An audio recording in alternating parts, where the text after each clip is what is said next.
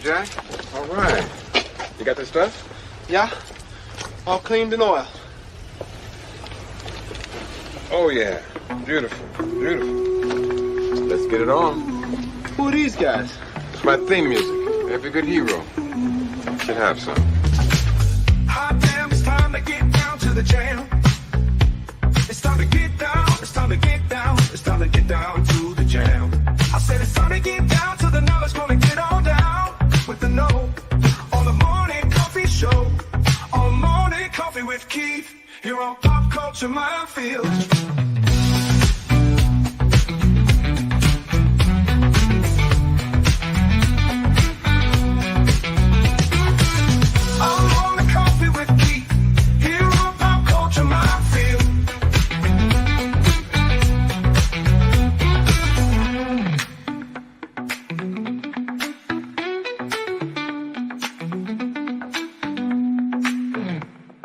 Excuse me, can I get a cup of coffee? Black? Can't you see we talking? White?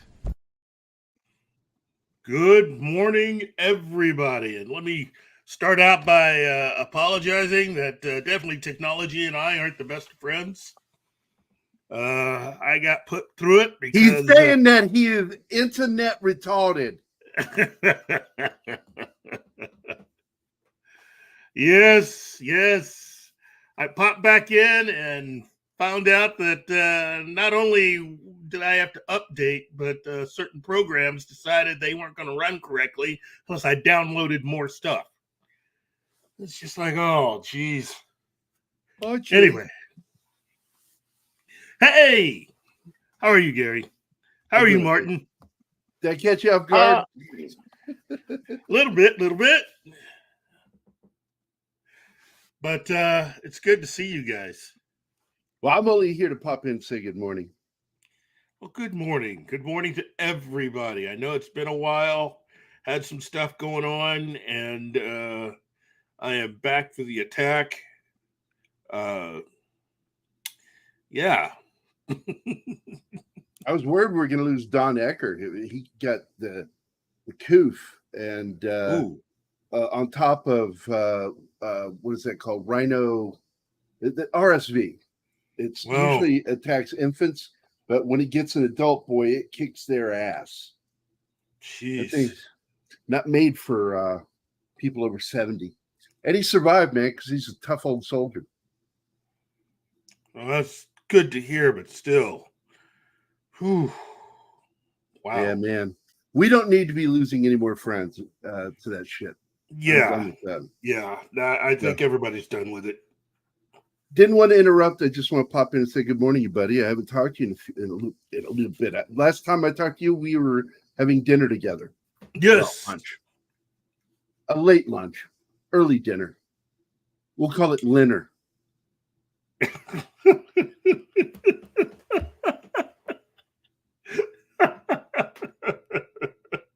Yes. We'll call it dinner. Yes. So, but anyway, man, I hope you're doing well. Thank you.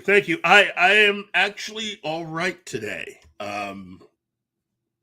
Hopefully today's show will be entertaining enough. We're going to cover quite a few things. What's your topic today? Going over some of the stuff that DC had at New York Comic Con, and I'm going to try to go over the DC stuff and the Marvel stuff. And then, update. Are all the woke people fired yet? That is coming. Is coming. Because while they're still there, I don't care what's going on. Well, I look at it this way.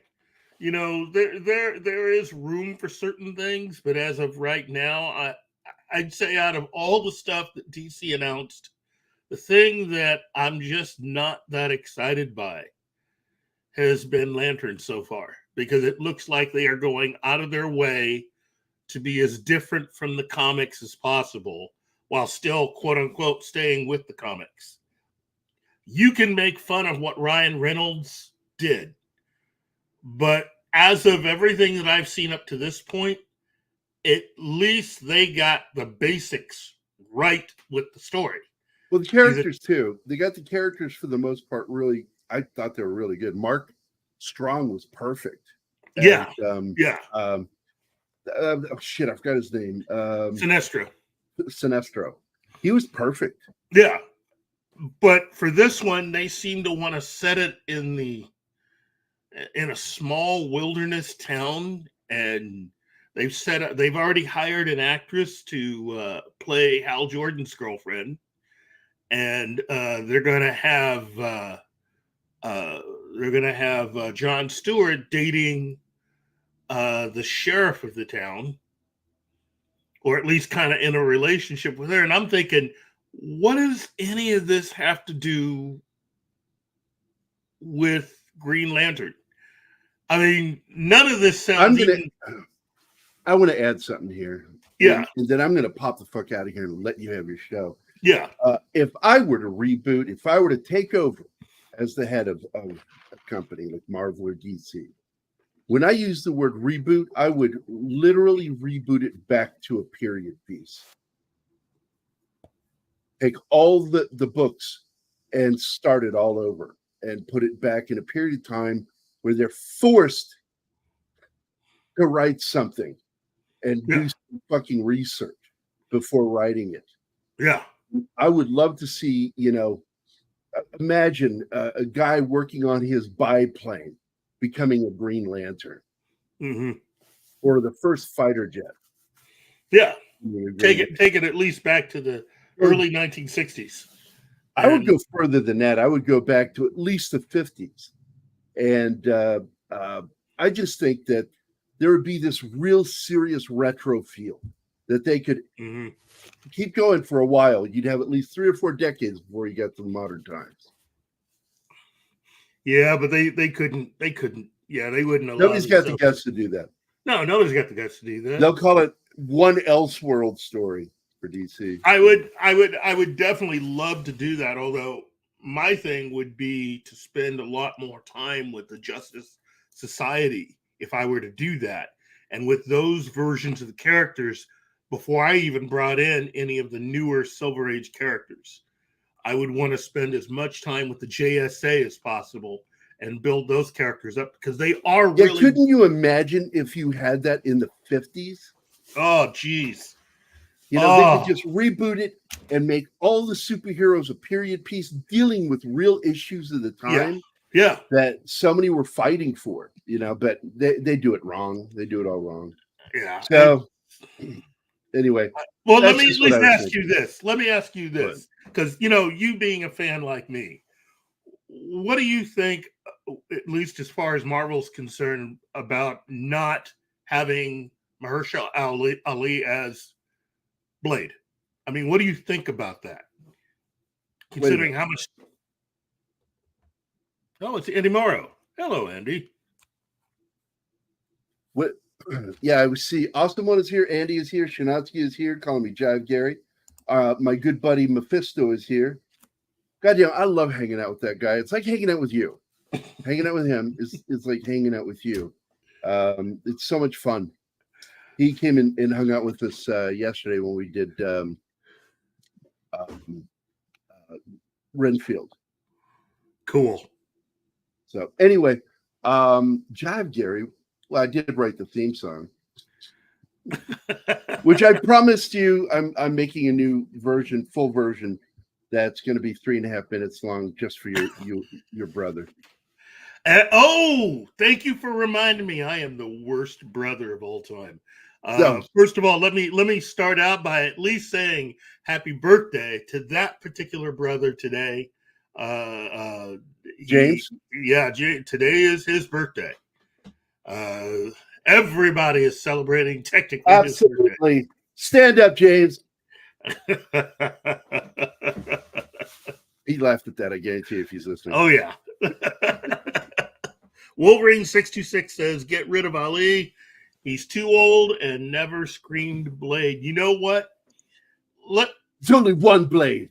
Only going to ever be one Blade. I get all of that. And trust me, nobody clapped and screamed louder during Deadpool Wolverine than me seeing Wesley Snipes. But I'm telling you, you might have clapped and all that shit. I squeed like a little girl. I will say this. I get everybody and what they're saying, bring back Wesley Snipes. But let me at least take you back to what Gary had said earlier about, certain people still being employed. What makes you think getting Wesley Snipes back is actually going to do anything different than why they have never made a Mahershala Ali Blade film? Because I'm telling you, in fact, it might even be worse having Wesley Snipes back because of his age will allow them to do to him what they had been trying to do to Mahershala Ali, which is the part of the reason why all of the delays is that they were trying to write it so that Blade's daughter would take over for Blade. If you bring in an older performer, it'll make that easier for them to do that. Period. And I'm out. I'm out with that. And by the way, I'm out of here. You guys have a great day today. Have a good show. Glad I could pop in and say hi to me. Wolverine626 is in the chat. What's up, buddy? All right, guys. Everybody have a good day. Martin, are you here? Yes, I am. Oh, you've not spoken at all. So I just want to make sure you're actually here, not just a figurehead. So you guys have a good show today. And Martin, you need to butt in more. Not just in the chat. I see you in the chat. You're not talking. You're kind of the co-host of the show, whether you like it or not. I'm not a co-host. I'm just a button pusher. I'm just a button pusher. What? I just pushing buttons. Oh, button pusher. I'm like, Yeah. like, what are you doing pushing on butts? Well, Fuck off. I'm a button pusher. you know what? Poopa. As much fun as I have doing this, I can't do it without Martin. Now, Martin is essential. He is, well, that's why I put him on the thumbnails, because he is as much a part of this show as anybody. Yeah. All of us. He is. So, is he on your thumbnail, or are you being a dick and not putting him on your thumbnail? I don't make my thumbnails. Martin does. Oh, Martin does. So, Martin, you're self-excluding? Do you need the transparent single image of you so you can start adding it to the thumbnail? Only if you request it. Or I'm requesting it now. You need to be on every thumbnail. Because yeah, you'll learn. You'll fucking learn. I will kick your fucking emotional ass. We love you. We love you, and you are part of this channel as much as any one of us. Yep. So you need to be on every thumbnail, man. So do you need me to send that to you? The cutout of you? Yeah. All right. I'll put it up on the thumb. I mean on the I may forgot to use it, but yeah, send it. I will put it up there. All right, guys. I'll see you later. Mephisto, please take care. Always, I pray for you, man. He lives in Israel, so he's in the highway to the danger zone. That's where Mephisto is. I wish I could sing that song. I would have sung the lyrics right there. Highway to the danger zone. I could talk the words. Bye, guys. Bye. See you, boss. I got to push the 3 buttons to leave. I click leave. He goes, "Are you sure you want to leave?" And then I get another pop-up. Leave site? Yes. See you guys. See ya. Yep. I guess, I guess it is safe to say that quite a few of us have been very disappointed in the past with what Marvel and DC have been able to accomplish as far as many of their film and TV projects. As I'd said, though, I really enjoyed seeing Wesley Snipes return as Blade. I feel bad for the fact that Mahershala Ali was never given the real chance to actually be Blade because certain people decided that to put obstacles in the way. To me, to undermine a 2-time Academy Award winning actor like that with what they were suggesting was just dumb, you know. And had Warner Brothers not been completely sabotaged by the previous people that were running it, it would have been very easy for Warner Brothers and DC to come along and probably even take Mahershala Ali and offer him something else. But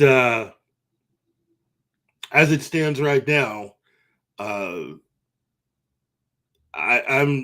predicting nothing good, even if Wesley Snipes comes back. In fact, I will say things will get a lot worse with Blade, because it's not like Ryan Reynolds will actually be writing for the character. You know, they're going to try to push the whole Blade's daughter thing. And yeah, go ahead. Do you have any idea if Mahershala was paid at least? Oh, you know he got paid. You know he got paid. Okay? That's the only reason why you don't see him in front of a camera right now complaining. Seriously. Well, imagine if in the contract was stipulated that part of his payment would be a percent of the box office. Yeah, but yeah, and that's. I just think that. I think he deserved the opportunity. You know, let's see. Wolverine 626 asks, "Have you guys seen the series Hysteria on Peacock with Bruce Campbell?" He says he found it quite enjoyable. I have not seen it. I do not have Peacock, but again, that's just one of many shows that I will be checking out when I get the opportunity. Although I am counting down to when Arcane comes back comes back with season 2, I should say, on Netflix, and that'll be in a couple weeks. It's coming up quick. Yes, November the 9th. Ooh, yeah. So not even a couple of weeks. Yeah, but it's a couple days. Couple days. Ironically, that'll be the day after my birthday, so that's a great way to celebrate for me. Because I have been looking forward to Arcane season 2 since I got the official announcement that they were doing it and when it was going to be here. I am so looking forward to that. It's one of the look, as far as I'm concerned, that is the best animated series of the last 5 years. Period. Hey, I don't know. Vox Machina is very high in my list.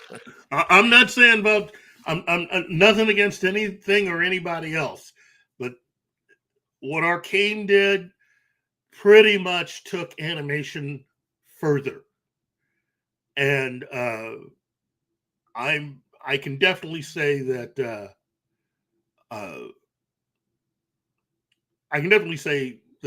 animation, especially animation for the small screen, is a lot better because of the people who make that show. So let's see. Wolverine 66 says Cobra Kai season 6 part 2 coming soon. Yes, that is also coming soon. I have been hearing that they're also gonna they've basically taken this final season and divided it into 3 parts. So part 2 is coming, and then I hear that part 3 might be next year. But you know how rumors are. Again, that's another show that. Oh, go ahead, Morgan. No. I just want to say I'm a little disappointed. Really? Yeah. Because they haven't brought in Julie. We need Julie. I understand, but you can only do what you can do. Wolverine 66 again, Kong. Skull Island animated series is good. Waiting on news of second season. I agree with you. I didn't expect to like that show, and it kind of surprised me. Yeah, I like that show. It's not my number 2. Phrasing. It's not my. It's not in my top 2 animated series. Arcane is definitely in there at 1, and a very, very, very close second is Blue Eye Samurai. Oh, and again, both of them for Netflix. And both shows just have incredible casts, and all of the related stuff to the Dragon Prince that they do, just to put that out there. I love that stuff too. So those are my top 3. And again, nothing against any other animated series, but those are my big 3, and all of them on Netflix. But you know what? Let me at least get to a little bit of news before we get to the main topic. Some things have happened since I was going to do this particular episode. And there are a few things that I would like to take care of before we get to that point. Okay.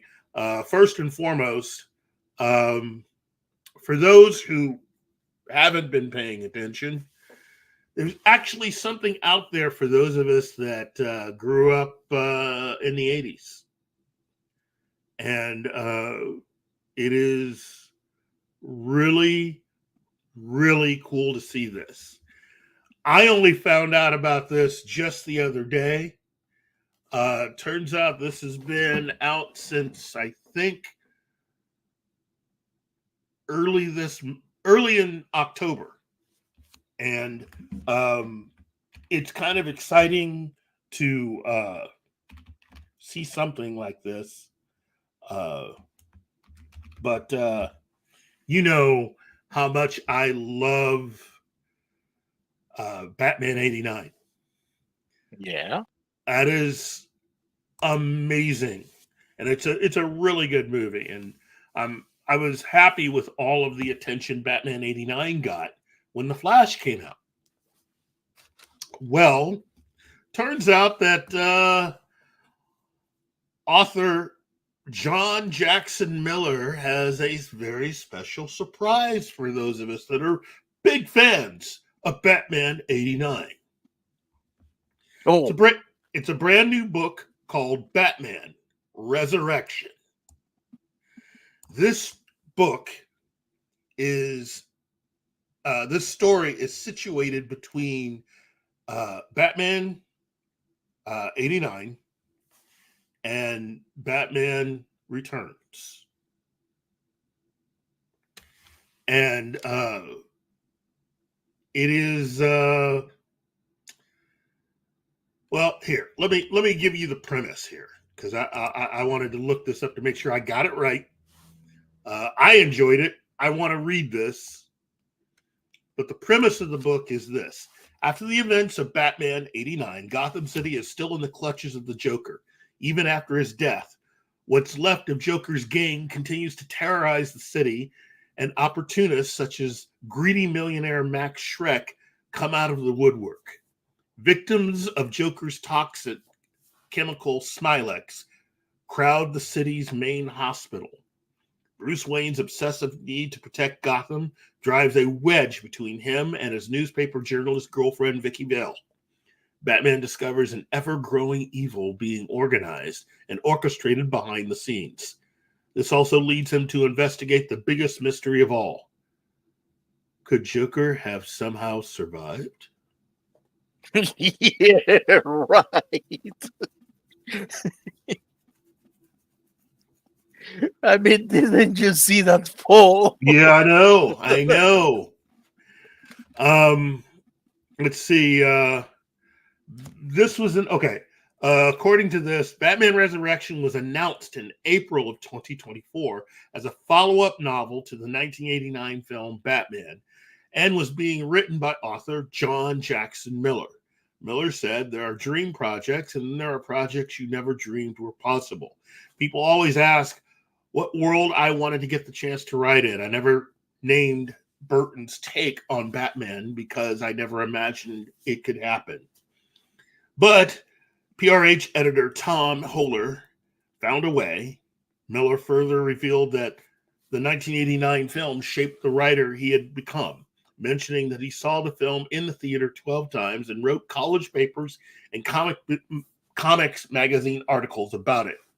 Unlike the ongoing comic book series Batman 89, which ran from 2021 to 2024 from DC Comics, which serves as an alternative continuation of Batman 1989, and Batman Returns 92. Batman Resurrection explores the events following the 1989 film and before the events of 1992's Batman Returns. Miller revealed that the book's timeline enables characters such as Vicky Vale, Alexander Knox, Selena Kyle, and Max Schreck to appear. In October 2024, it was revealed that Batman Resurrection will be the first of a duology of novels. A sequel titled Batman Revolution was later revealed by Miller and is scheduled for release in fall of 2025. So basically next year, if you enjoy this book. So it's from Penguin Random House. It was released October 15th. And it's by John Jackson Miller. Batman Resurrection. And I gotta say, I was even more excited by the premise to this than I was for the alternate take that DC Comics put out for Batman sequel in comic book form. This just sounds cool. And to me, it makes a lot of sense, considering the kind of hold and grip that the Joker had on Gotham City. I don't think a lot of his people would be easily rounded up. You know, they would still create problems. So I like it. What do you think, Martin? I don't know. I'm at this point in which I have to say to everything, I don't know, let me see it first. Because, man, have I been disappointed in the last, 10 years or so? Yeah. By almost everything. So, yeah. At least I'm not trashing it. That's a plus. That is a plus. I'll say I will give it a chance. I have said it, and I have been rewarded. I have said it, and I've been disappointed like freaking Salem Slot. I saw the trailer and I said, I'm going to give this a chance. Oh, my God. That was a mistake. Yeah. I saw that trailer for Salem's Lot, and I just, not going to go with that one. I like the original miniseries. David Soul is it's hard to replace him in that particular version of telling the story. If you're going to do this, you first of all better make sure that what you're doing is scary beyond belief. And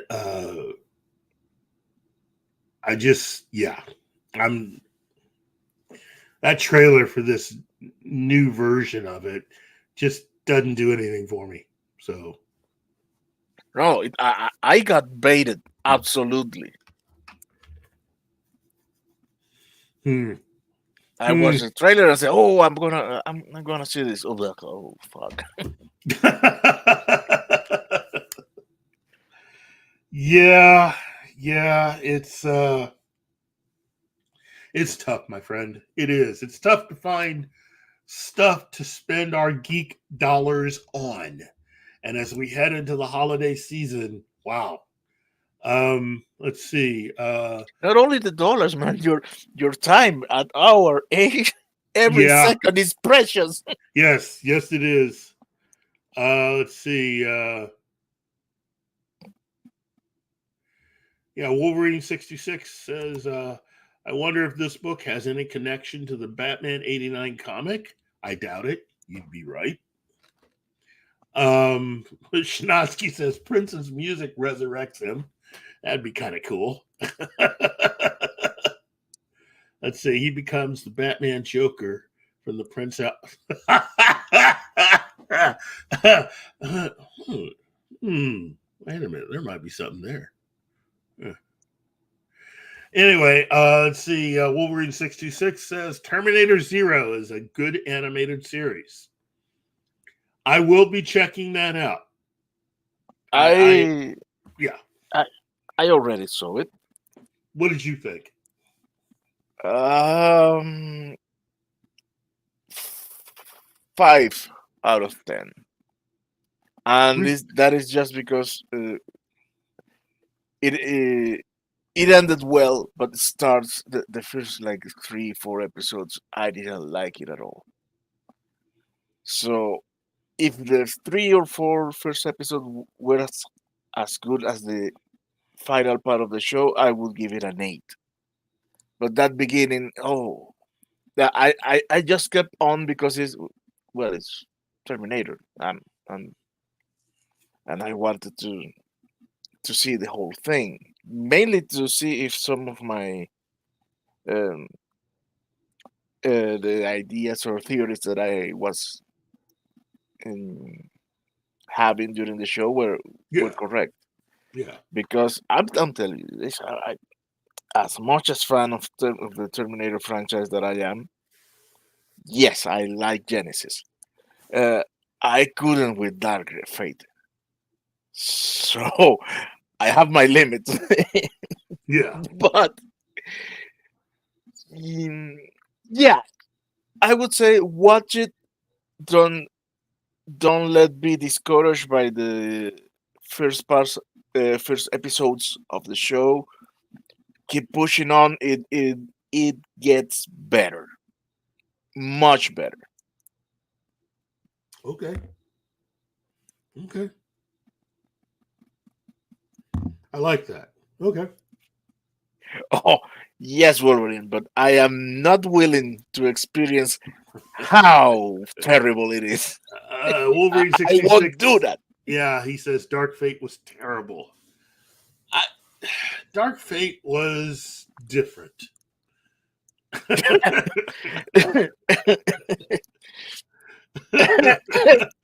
No. How could I put it? Dark Fate is the Batman of Terminator. Oh, really? I don't know which. I don't know. So you're saying it reaches the level of Dumb 7? I don't know, because I can rewatch Dumb 7. I'm not saying that I'm not saying that I'm planning to do it or I am eager, but if my family wants to watch it, well, okay, let's watch it. But I cannot muster the courage to see Dark Fate 1. So yeah. Okay. I mean, I get it. I get it. I'm not really here to defend Dark Fate. You know, it was what it was. But yeah. and that is coming from someone who really genuinely loves Genesis. Yeah. I know all of this problem, but I did you watch Futurama? Are you talking to me or are you talking to Yeah, Wolverine? yeah. To you, I'm talking to you. Futurama? You- Yeah, Yes. Futurama was really well done. Okay. Do you remember that episode in which Fries finds Leonard Nimoy head in a jar, and he decides to reunite the whole cast, and at some point Leonard said, ask him, why are you doing this for? And he said, well, I when I was a kid, I didn't have any friends, and I grew up seeing reruns of this show, so these characters became my friends. And at some, or to a certain extent, I would say that something like that happens with every geek in the world, and with their favorite IP. Okay. So you get attached to this character. And Yeah. Genesis did something that no other Terminator movie has done, and it was they took those characters that we have been in love with for decades and allowed them to be happy at the end of the movie. That is important. So it's just an emotional connection. Besides being the what a completely unrestricted T800 can become in at the point that it functions at every level like a father. Yeah. And as a father myself, that shit touched me, man. Well, that is an interesting take on that. I don't know. Wow. You know what, Wolverine, though? Normally it's like, hey, great. I can't go down that road with you with Dumb 7. I can't do it. I can't do it. It's too dumb. It's just I can't. Look, I'm not going to sit here and say I'm the smartest man in the world, but I respect what little brain cells and power that I have to just not keep doing that to myself. And I know that operates in a way that's kind of counterintuitive, especially, given how good the Penguin is. But there's only so much stupid I can take, And that movie was just downright dumb. I mean, just dumb. In fact, the Penguin and its success justifies everything I ever said about that movie.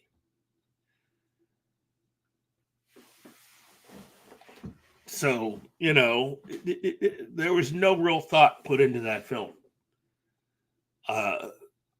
And the fact that the Penguin is so well done, to me, just shows how bad Dumb 7 was. So, Wolverine 66 replies, the issues with Genesis are the miscasting of Kyle Reese, not a knock on the actor, and the PG rating. I can see that. I can definitely see that. Yep. I can concede that too. I just don't think that Genesis is. I just don't think it's the same thing. I really do believe that Dumb 7 was worse because I am such a big Batman fan, and I was looking forward to actually taking a Batman comic where he's treated as a detective and actually seeing that played out on the big screen and then feeling really disappointed as I realize I'm watching something where he's not the smartest guy in the room.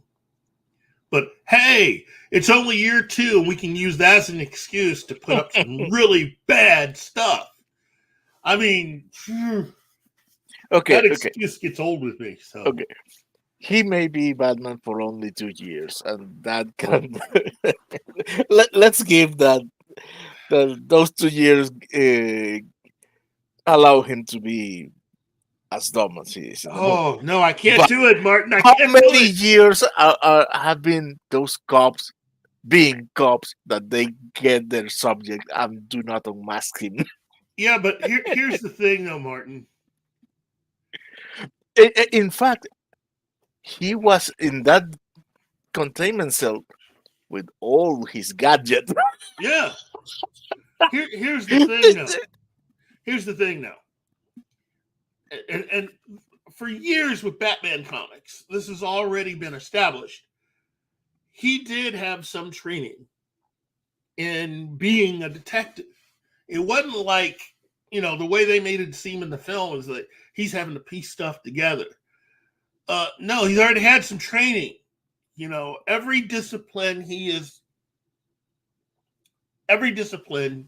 that he studied with some of the best people out there to be who he is. And that film just took a dump all over the comic. It took a massive dump all over the character of Batman. And I can't let that go. I've noticed. And it's only made worse by how good the Penguin is. And it makes me think of the scene where he's laughing at, Batman and Commissioner Gordon. He's supposed to be the two smartest good guys in Gotham. Why do you think Gotham is so full of criminals? Oh man, God help everybody in that city. Anyway, it's Penny. Hello, Penny. Wow. Congratulations on getting your DirecTV working again. There's a lot of good stuff out there. There's about to be even more really good stuff to watch as we head straight on into the rest of the holiday season.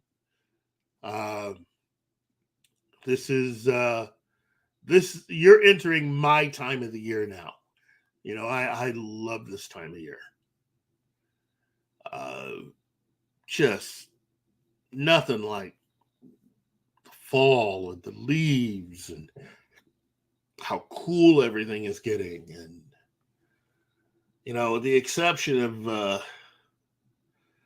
the pumpkin spice latte C-wrap stuff that's already out there. I mean, this is great. Great time of the year.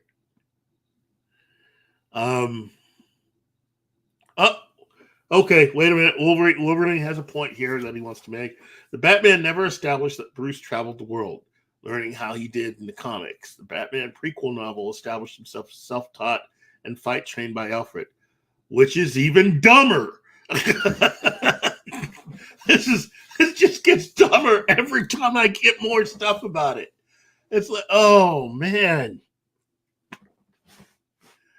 Okay, Wolverine, look, you the man, but you are not helping sell this movie to me. You are not helping at all. I don't think that's his intention, to be honest. You're misreading him. Okay, well, if you're not, then yeah, okay. But still, oh, geez. Wow. Oh, man. I don't want to have to think about that anymore. This is not a Dumb 7 episode. Even though I found my way back to Dumb 7. Oh, man. Yeah, that movie's just annoying. Yeah. It is truly annoying. Anyway. So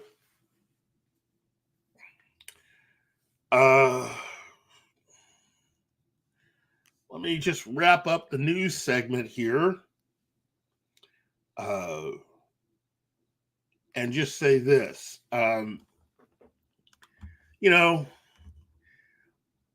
a major downside of having lived as long as I have is that you get to see a lot of people that you admire leave this life. And it is never easy to be a fan of so much stuff, and yet, at least at my age right now, quite a few of the individuals who I admired, whether watching them on television growing up or on the silver screen, either in front of or behind the camera, a lot of them are gone now, and in the time since I was originally going to do this particular episode, we've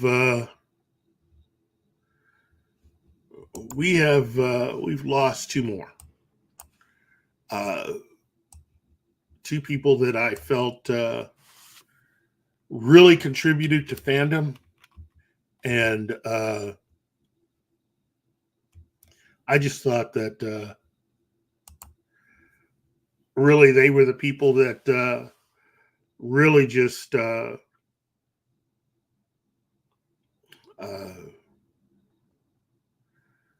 just were really good at what they did. First up is Emmy nominated, I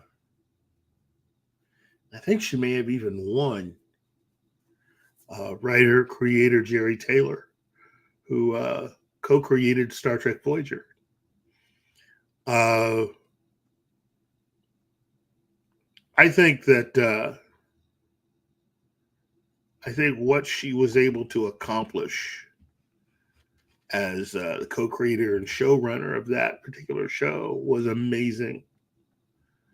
Was Voyager my favorite? It's definitely in my top 5. I enjoyed all of the actors. All of the actors for the show were just enjoyable. And I believe that one of the strengths of having a show like Star Trek Voyager really should be its cast. It should have a chemistry and a way about it to the point where you could see any of those performers. If you were to take this exact same cast to do something else different with that entire cast, I could see that entire cast having that kind of chemistry to play different characters, different setting, different plot. That's what I really felt about the Voyager cast. But Jerry Taylor herself was just someone who I really admired.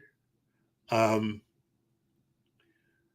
love the fact that even after co-creating the show, she took time out to even write Janeway's official biography story, which I really enjoyed reading. Something that they never quite explored for whatever reason on the shows, even though they gave hints to it. My favorite being the fact that she and Riker kind of sort of dated for a minute at Starfleet Academy. The what? Oh, you never got that, did you? No. Yeah.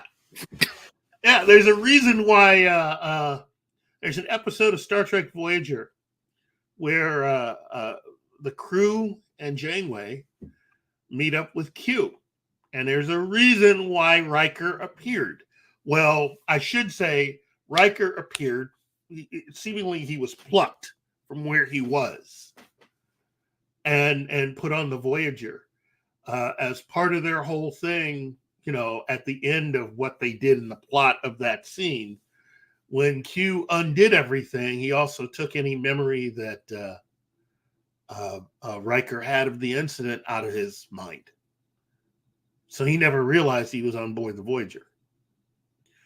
But when you read the novelization, it's a 2-part novelization on about Janeway's life. That's one of the things that comes up in the story. Oh, but She he went on a wasn't the blind. show. She went on a blind date with a young man, and it turns out it's Riker. Of course, it didn't really work out, but I mean, she and Riker did date one time. They went out on one date. So there you go. That's your big mind blown moment as a fan.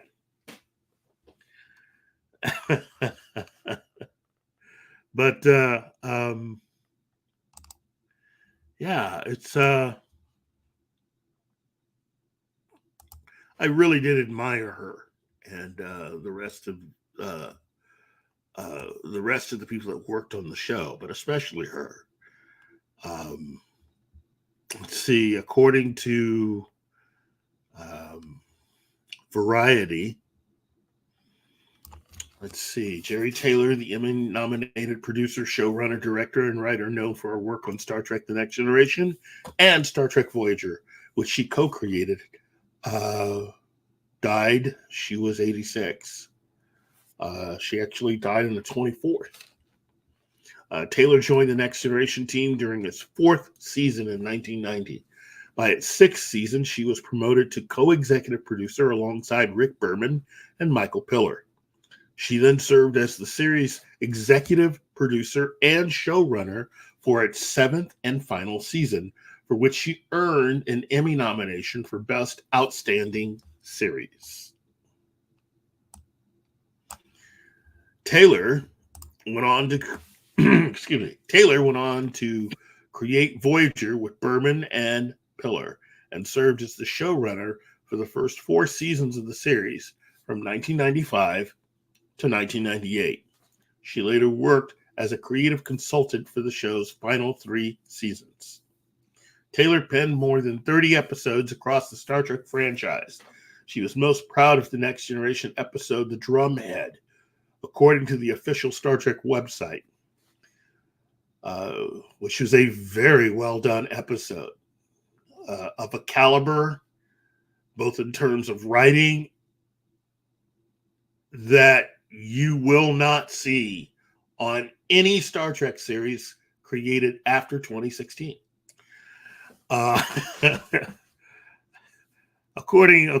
She also wrote the 1987 film A Place to Call Home, starring Linda Lavin. Worked as a producer on the series Quincy, and directed episodes of Magnum P.I., In the Heat of the Night, and Jake and the Fat Man. See, right there. Having worked on Magnum P.I., or Magnum, I should say, that right there, much respect.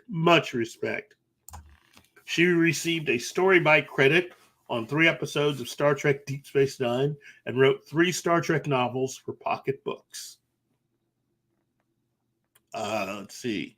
I think 2 of them are the Janeway-related novels that she had. Let's see.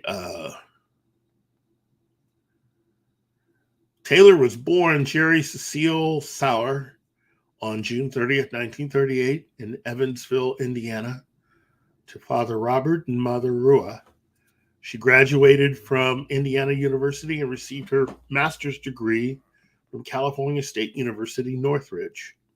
Brandon Braga, who took over for Taylor as the showrunner of Voyager, paid tribute to her on Instagram, writing, "Jerry Taylor died. She was a great writer and showrunner, and to me, a cherished mentor. Jerry was generous with her wisdom and her time. She nurtured an entire staff of young writers, which is a testament to her patience. I would not have a career without Jerry's intricate guidance. She taught us all so much.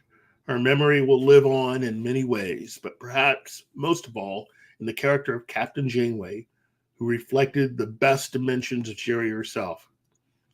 Jerry Taylor, we were lucky to know you." And yeah, just that's just yeah. I think I think the writing staffs of every single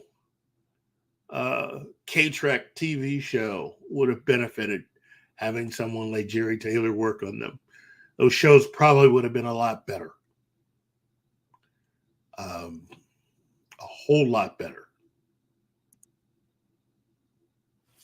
So anyway, that was the first one.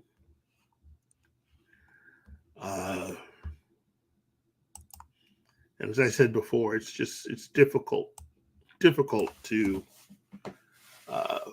look at a lot of people that you admire as they go away. But this second one also hurt, because this was someone who I was hoping to catch up with someday. And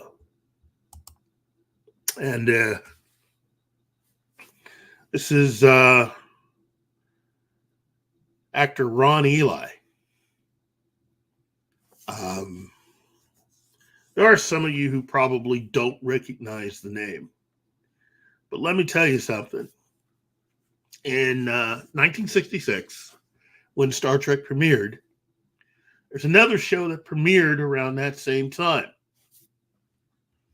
And that was an actual Tarzan television series for which Mr. Ely was the lead. So for an entire generation, he was Tarzan. And there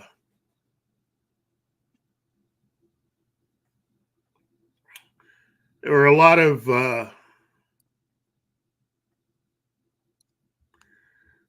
ups and downs in Mr. Eli's life, but let me at least just say this. Ron Ely still has the distinction of being the only actor to have ever portrayed Doc Savage in live action.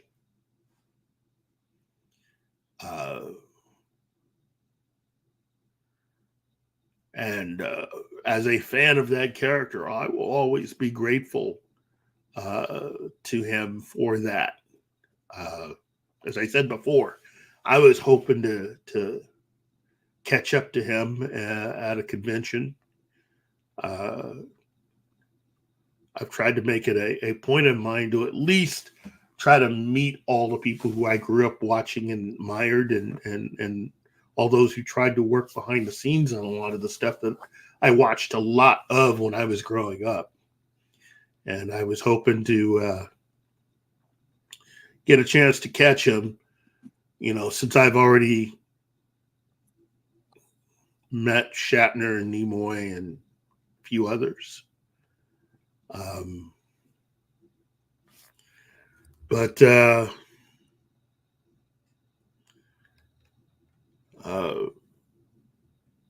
yeah, it's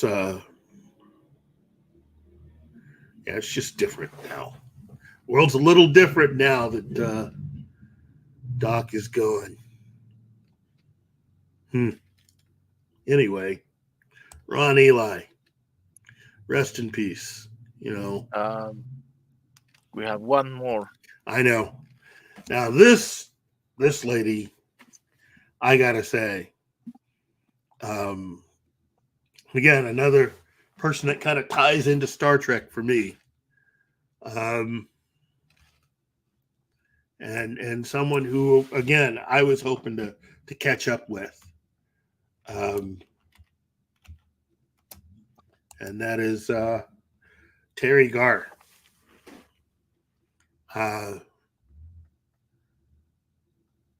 Yeah.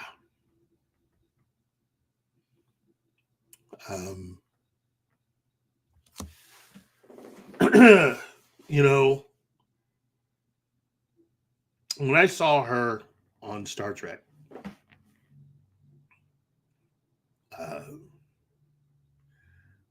instantly I just thought, wow, she's a different kind of person. I was really pulling for her to get the spinoff TV show that the episode of Star Trek was really trying to, it was a backdoor pilot, which in many ways would have been Gene Roddenberry's own take on technically Doctor Who.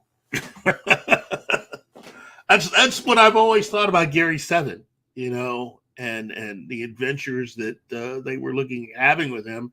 It was technically Gene Roddenberry's take on Doctor Who.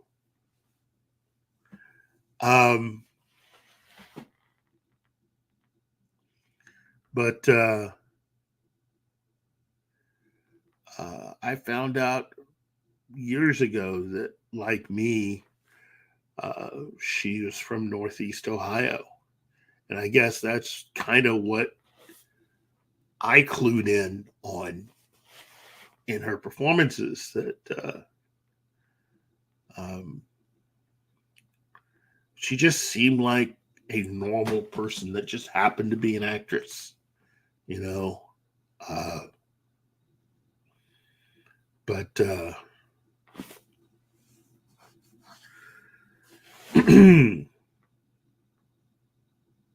yeah. Young Frankenstein, everybody liked her in that.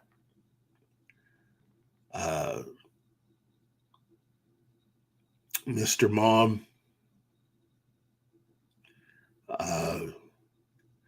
and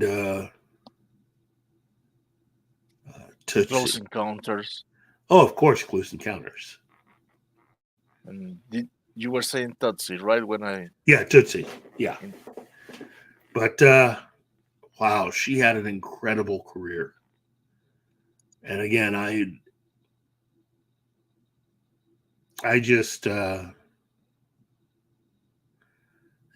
Beyond. Yes, she was Terry's mom. Yep. She was the voice of Terry's mom, the lead character. But yeah, it's this is definitely a difficult one. And again,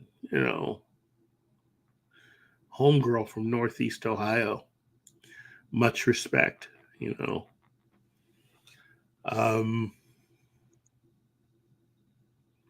but yeah, for those not that familiar with her work, again, I think it goes without saying, check out some of her work, check out all of her work, but please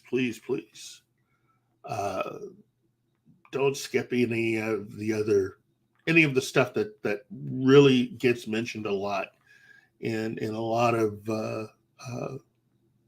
articles written about her. You should really watch Young Frankenstein if you've never seen it. By the way, this Saturday we're doing an in memoriam for Terry Garr. Cool. About precisely Young Frankenstein. Would be nice if you could find the time and at least just be there for a couple of minutes. Yeah, I would look. I wish I could do one for everyone, especially Ron Eli, because Ron Eli doesn't get enough credit being a big star of the 60s, and at least for people my age, again, as I said before, he was our Tarzan. He was Tarzan to me growing up, seeing him on a weekly TV show. And Ron Eli, William Shatner, you can't go wrong. I got lucky. I came of age at a time to still be able to watch shows with James T. Kirk, James West, the guys from I Spy, just all kinds of really cool shows. And a lot of these people are now gone, so I guess that's why I'm still so hard on a lot of the stuff that's being produced now. It is just, in way too many instances, it's just not that well written. I wish it were, Anyway, that's just me.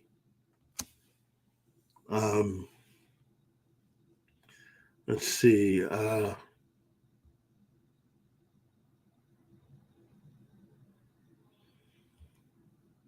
Okay, hold on. We've had a few comments here. Wolverine 66. Well, there goes my excitement for the new cliffhanger. Sylvester Stallone. Why is there a new cliffhanger? I have no idea. Sylvester Stallone is out, no longer a legacy sequel, and will be a gender-bent reboot with Lily James and Pierce Brosnan. Well, I wonder who Pierce Brosnan's going to play. Oh, wait a minute. The bad guy. Oh, jeez.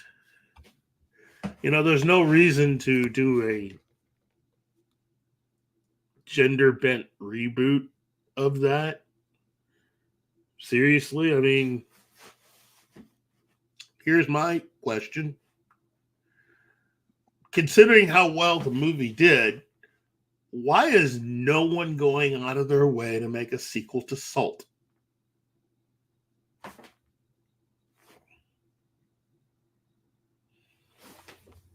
Or even Atomic Blonde? I like Atomic Blonde. Yeah, they're really well done. Shiratsky and Gary, they hate that. I know they do. But I mean, I'm just putting it out there. Again, that's the reason why I let off with Salt. To me, Salt is a slightly better movie than Atomic Blonde. And I got nothing against Atomic Blonde, but I enjoyed Salt a little bit more because it proved that if you had a really good plot, really good story, good script, but more importantly, a great crew to work on it. I mean, wow. That movie's just too much fun.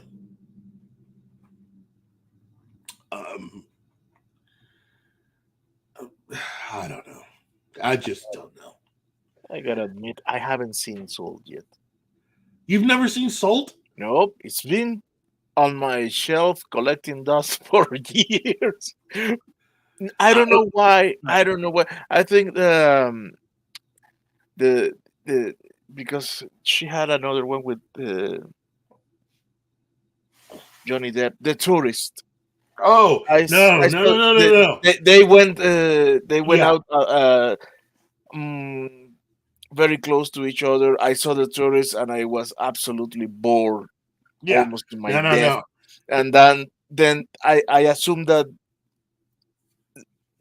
put me down with Salt. Yeah, I said that. Yeah. I said, it's the same thing. Salt, how can I say this without spoiling the movie? But Salt really, okay. To me, just like what they had with Beverly Hills Cop, you had a movie that started out one way and became something different. And I don't know if you know the story about Beverly Hills Cop was originally to have been a more serious, non-comedic movie. And it was meant to be a Sylvester Stallone vehicle. Okay. Well, Salt was originally meant to be a slightly different movie. It was originally meant to be a Tom Cruise action vehicle.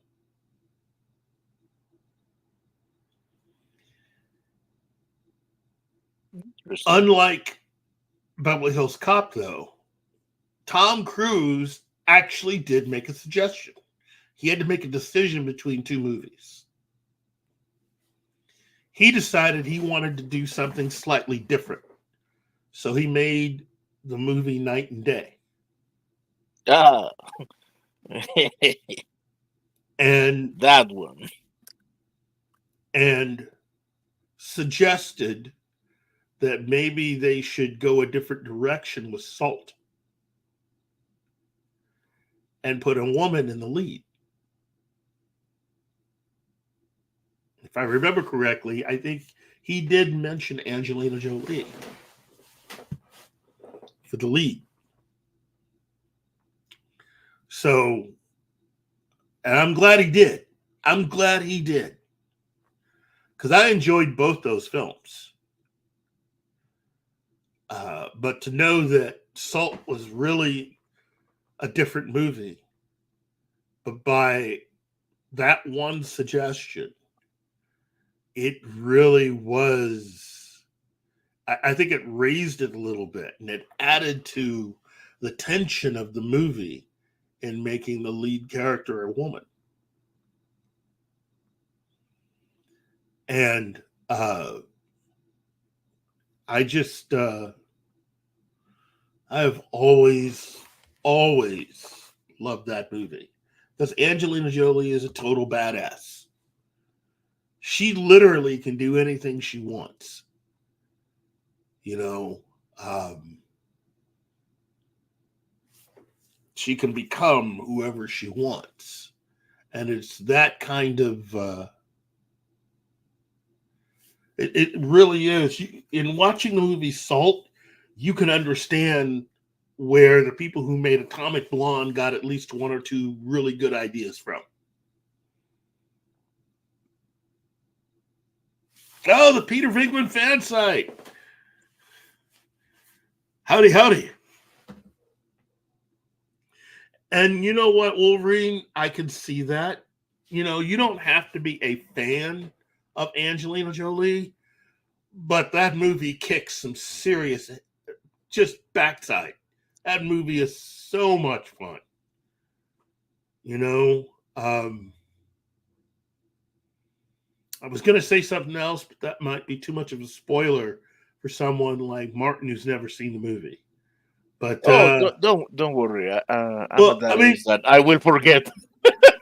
Well, but that's not how I roll. I don't like giving spoilers. You know, I want people to go in blind about a film, you know, not knowing hardly anything if I'm going to recommend something.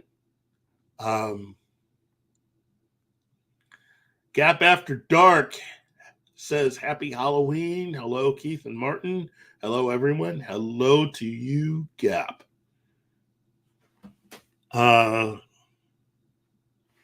Shanatsky says, Angelina was great till she went nuts. Yeah. Gap. Gap says, Keith, so you have to be a schizophrenic woman to be a great actress. No, it doesn't hurt. You know, I mean, Hey, Mrs. A. Mrs. A. Wow. Anyway, look, I recommend Salt. But as I said before, I like the fact that Tom Cruise suggested that and decided to make Night and Day, because that is a different kind of movie. I mean, it still is a lot of stunts, but it's a romantic comedy. Is really what it is at its heart. And that's way different than what Salt was. So, yeah. Anyway.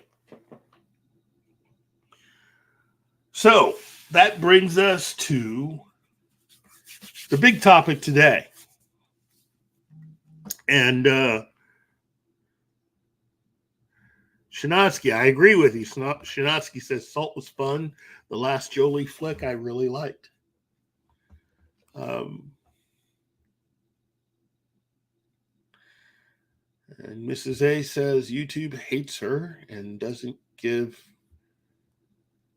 notifications anymore. Yeah, I've heard that about YouTube. That's unfortunate. I Go ahead. Go ahead. I think they're going to get rid of notifications for good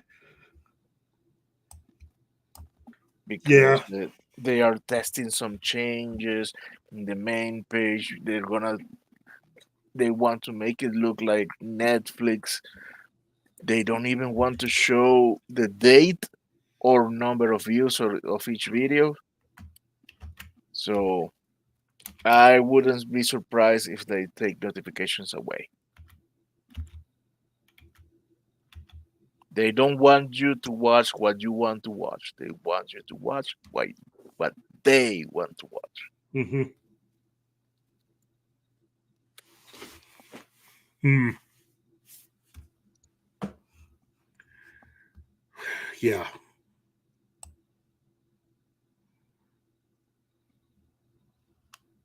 Anyway, let's get to the main topic. Now, originally, again, I wanted to talk about this last week coming out of New York Comic Con, and things didn't quite work out the way that I thought that they would. So here we are discussing it now. So today we will be going over the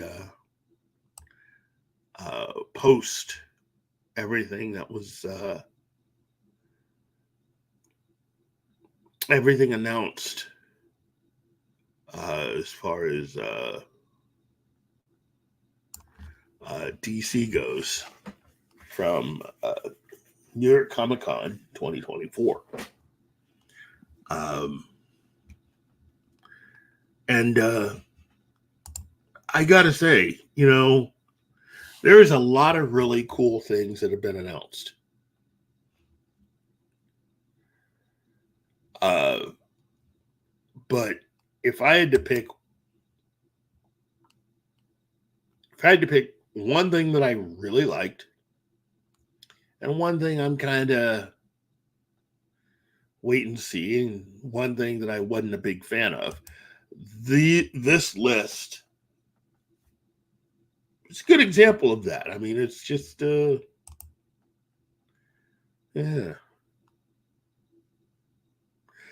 So let's get to it. Now,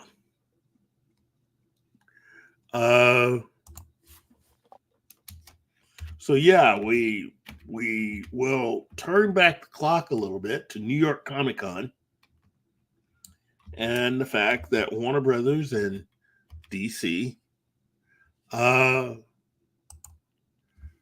they had a big panel, and James Gunn was there to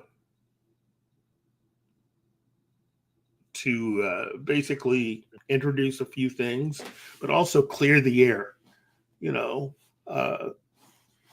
I have to at least say that I admire the fact that James Gunn has taken it upon himself to occasionally peruse social media and try to answer fan questions, or at least set the record straight about something that may have been rumored that either has been changed or was never really a thing in the first place, which is good.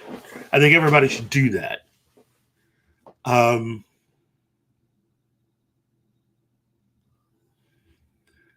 But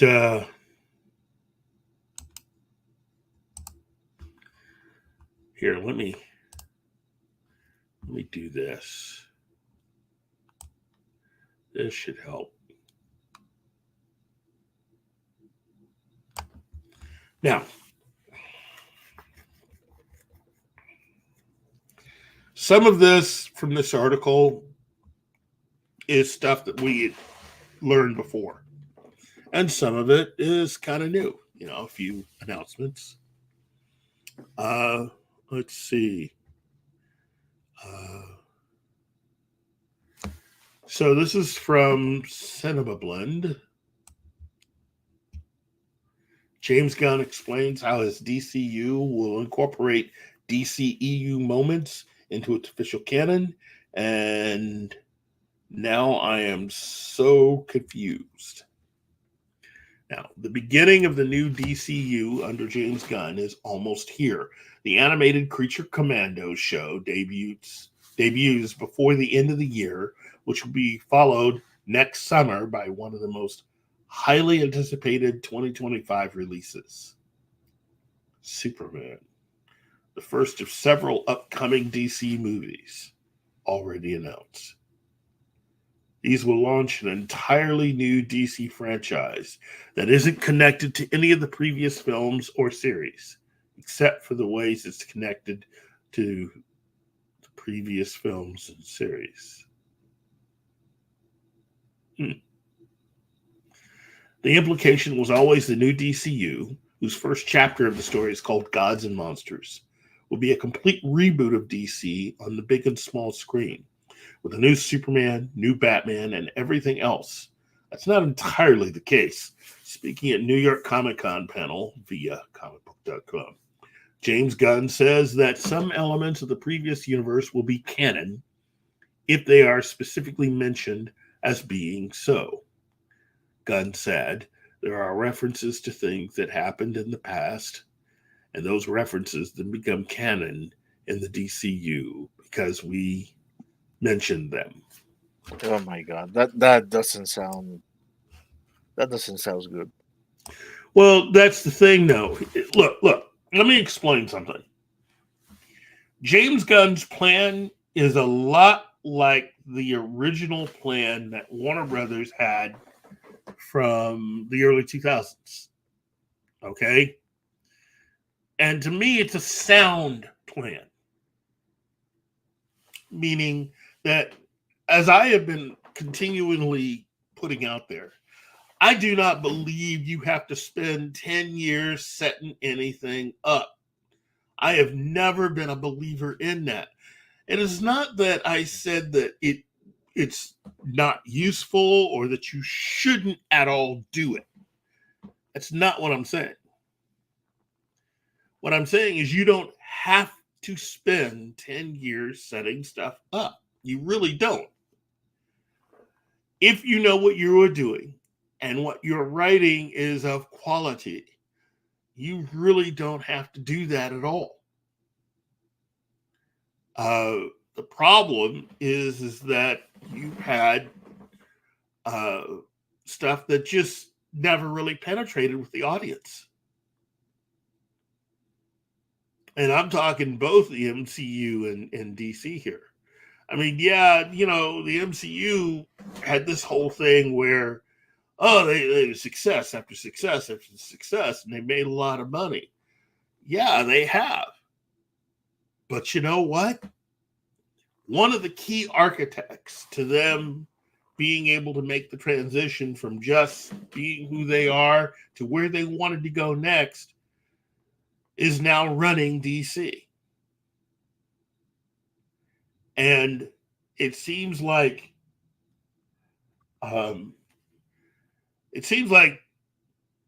he got out just in time, because the people they got left working for Marvel Studios on average nowadays seem to be people who have absolutely no idea who any of the characters and storylines that have made up Marvel over the last 20 years prior.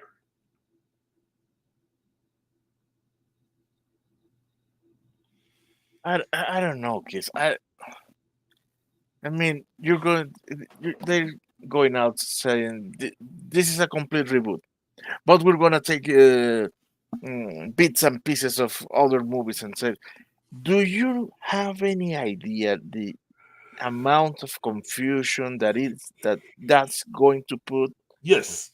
in the minds of the majority of their target audience? Yeah. When people said, I do not understand this shit, people walk away from your franchise.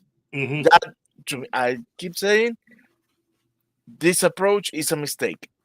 Yeah, Either you continue what you were doing or you start from scratch and forget all about what came before. But that's the thing. You know, the thing that I will continue to argue is that while you did have people that didn't like the approach that the previous administration put together with their DC films, they did take a lot of stuff from the comics. So it's kind of difficult to be able to completely just cut and do something quote unquote different. That said, I'm all about doing as much recasting as possible. You know, it does seem that some of the smaller projects will be rebooted.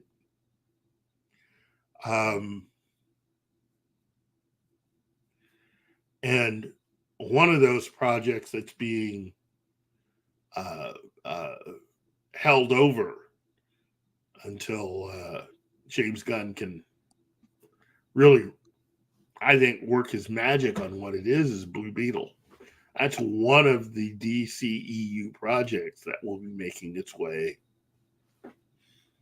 you know, into this new way of doing things. But I also have to say this.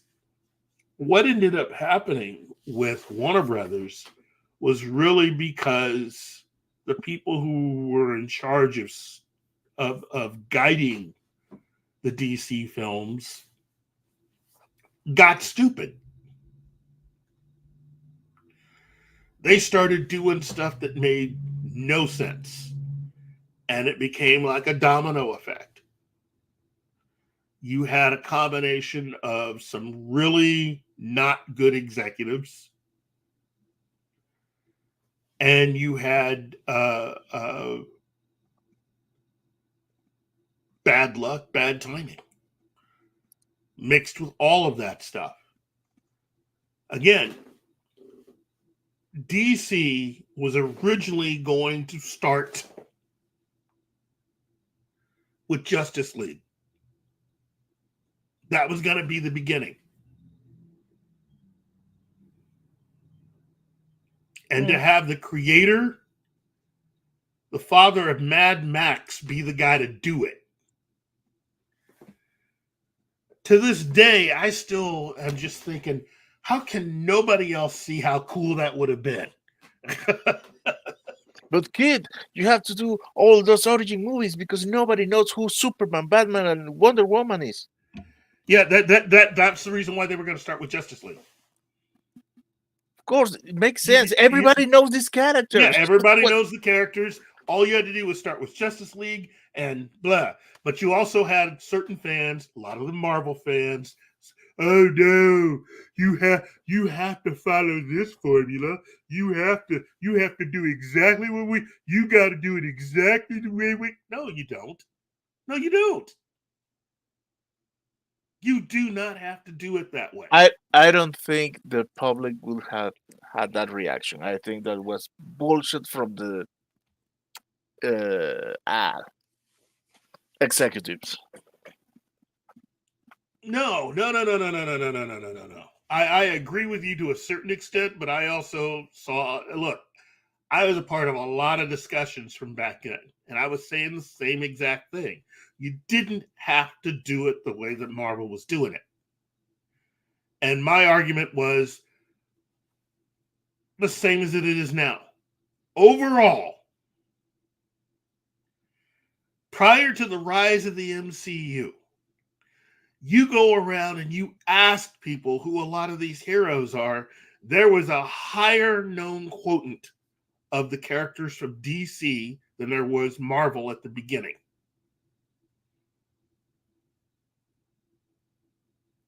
Not a lot of people knew who Iron Man was. You had people that had heard of Captain America.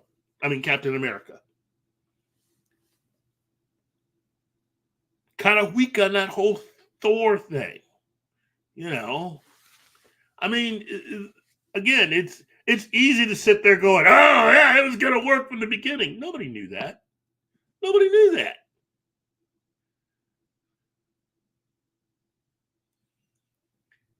And they had already had, they were not only just starting with Justice League, they were establishing the other parts of the DC universe. You were going to have Justice League, John Constantine, and then for a little added flavor, you were going to have Jonah Hex. That is wild, in my opinion. And that took balls to do that. Now, they weren't going to be connected. Because at that time, nobody was thinking like that.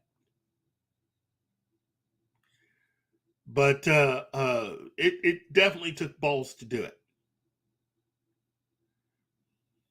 And as far as the individual stories go, they were going to start with Green Lantern. Now, Jonah Hex didn't land the way that they were wanting. That movie was just, look. That's an understatement. That movie was just not good. Okay? I mean, but you had a lot of great actors within that cast.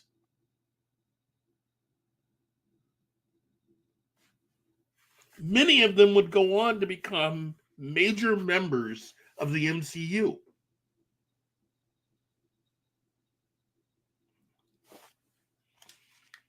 Josh Brolin's first comic book movie was Jonah Hex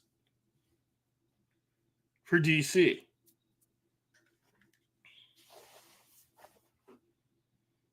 And you also had Michael Fassbender in that movie, playing a pretty substantial role. And this, again, Michael Fassbender, this is all pre him becoming Magneto in the X-Men.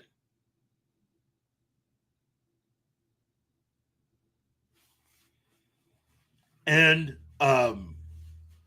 you had, of course, Megan Fox. And you had, I mean, it's just a really, a good cast. The movie could have been better, but, And then you had, of course, Keanu Reeves and that entire cast for Constantine.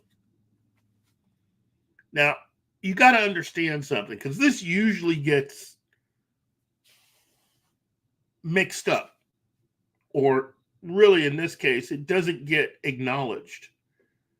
You had a lot of stuff introduced into that Constantine movie. There were a lot of characters introduced into that. One of them being Brother Voodoo. That wasn't just some background character. We were going to get the supernatural side of DC introduced.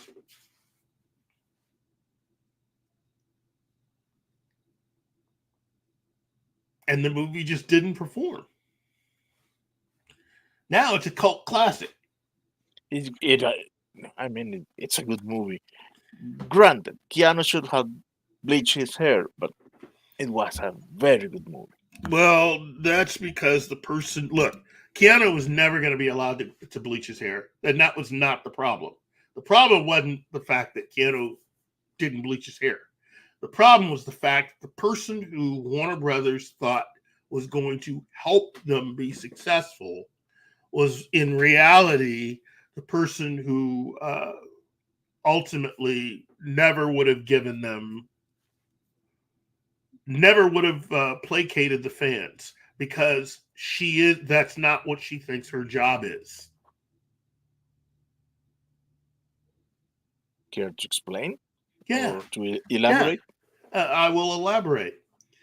Unlike her husband, Laura Schuler Donner does not think that she owes the fans of the comics anything. I have said it before, and I will continue to say it until a lot of you actually go out and do this.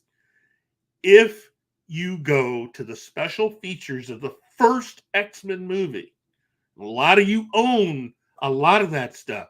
Watch that stuff. It answers all the questions. It backs up everything I'm telling you. She and her people did not respect the source material. It's the reason why they had to make changes as they were filming. Changing Magneto's name.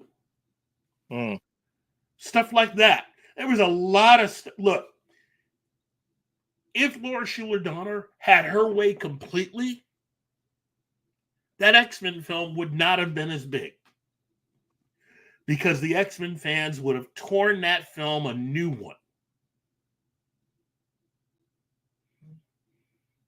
I mean, do you think it's important that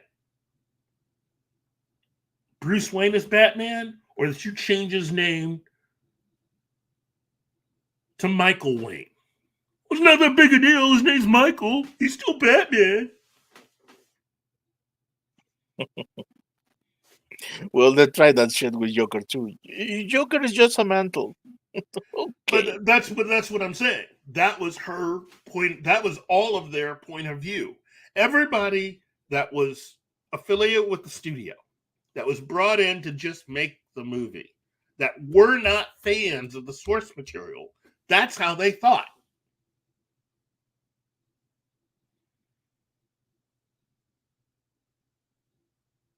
And had it not been for a small group of people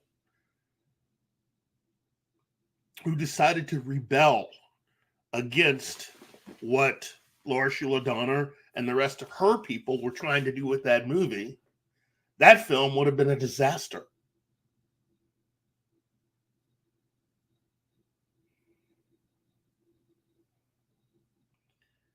If Laura Schuler Donner had gotten her way completely, if Bryan Singer had just done exactly what he was told to do, a lot of you who enjoyed the movie X-Men probably wouldn't have enjoyed it. Because you would have been counting off all the different ways that they changed the comic and the story.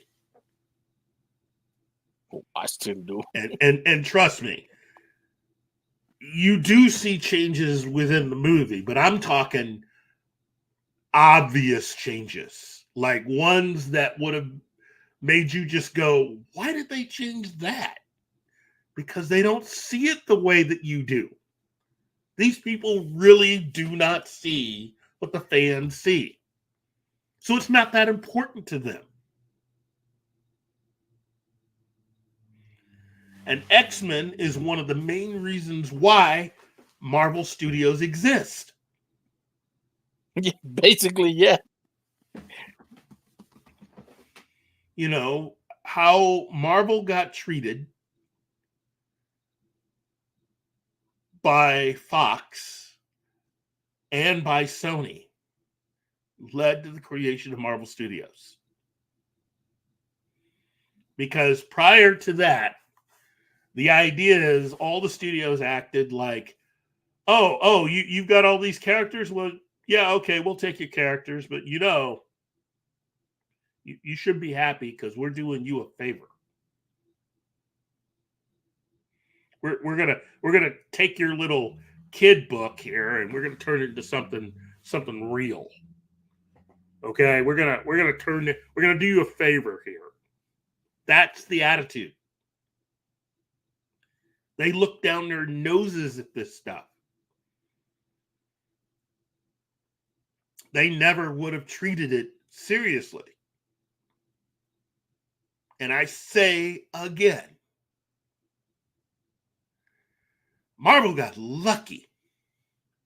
Very lucky.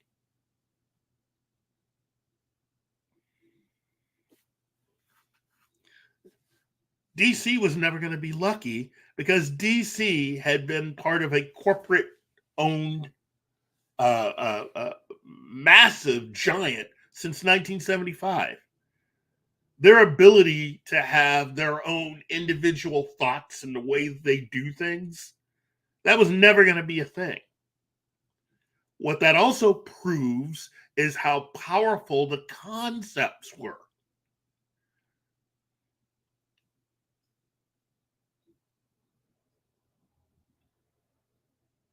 Richard Donner was a big fan of the character Superman.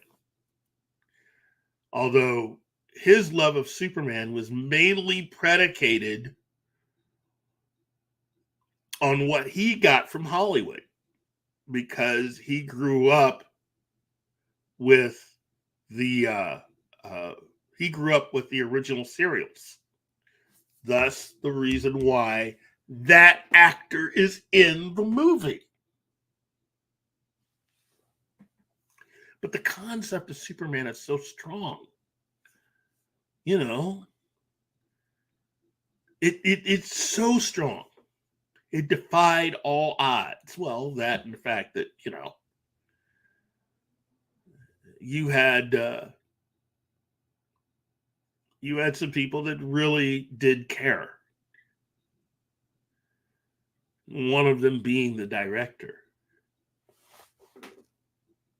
His idea of verisimilitude, using that as the mantra while making the movie, helped a lot. But I tell you, even being successful, not having someone who is in charge of all of their films, on the one hand, was both a positive and a negative for Warner Brothers.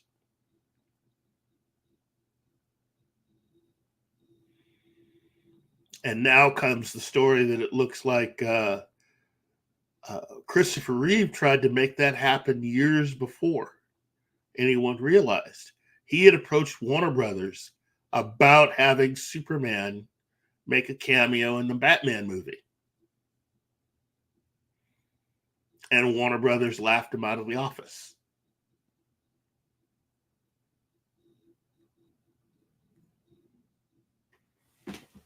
You mean the 66 movie? No. The one with Adam West? No. I mean, the other Batman movie. 89? Oh.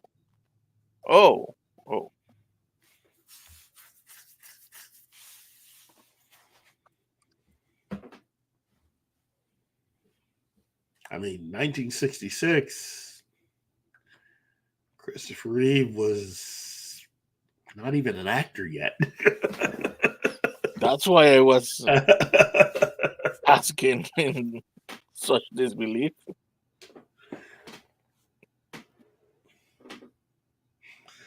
No. Adam West is part of the same generation as George Reeves. Those two are together. Well, you're talking modern heroes. You know, it's always Christopher Reeve and Michael Keaton.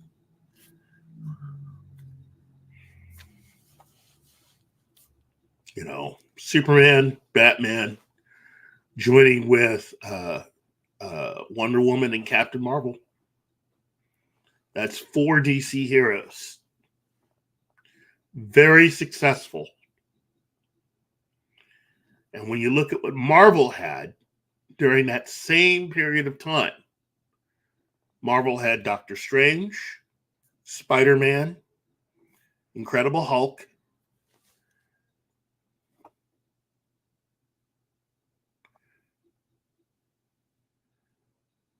not as successful. Had some fans that tuned in for some of that stuff, but not as successful. I mean, out of all of those, Hulk was the only one.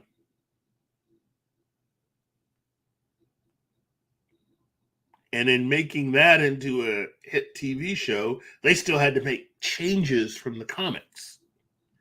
The number one change being they changed Bruce's name. To Michael? Are you serious? You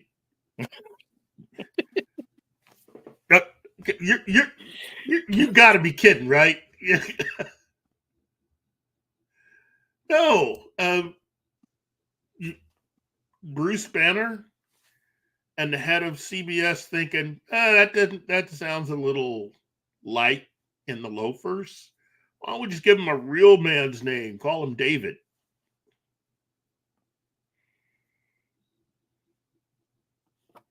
That's the reason why his name's David Banner on the show and not Bruce Banner.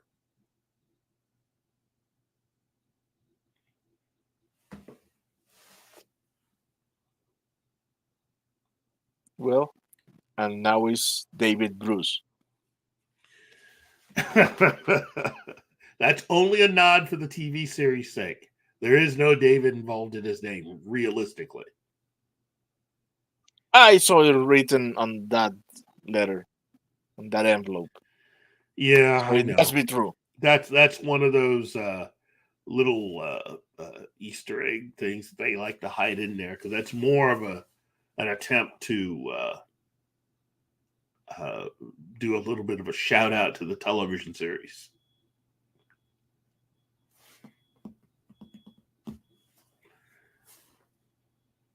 But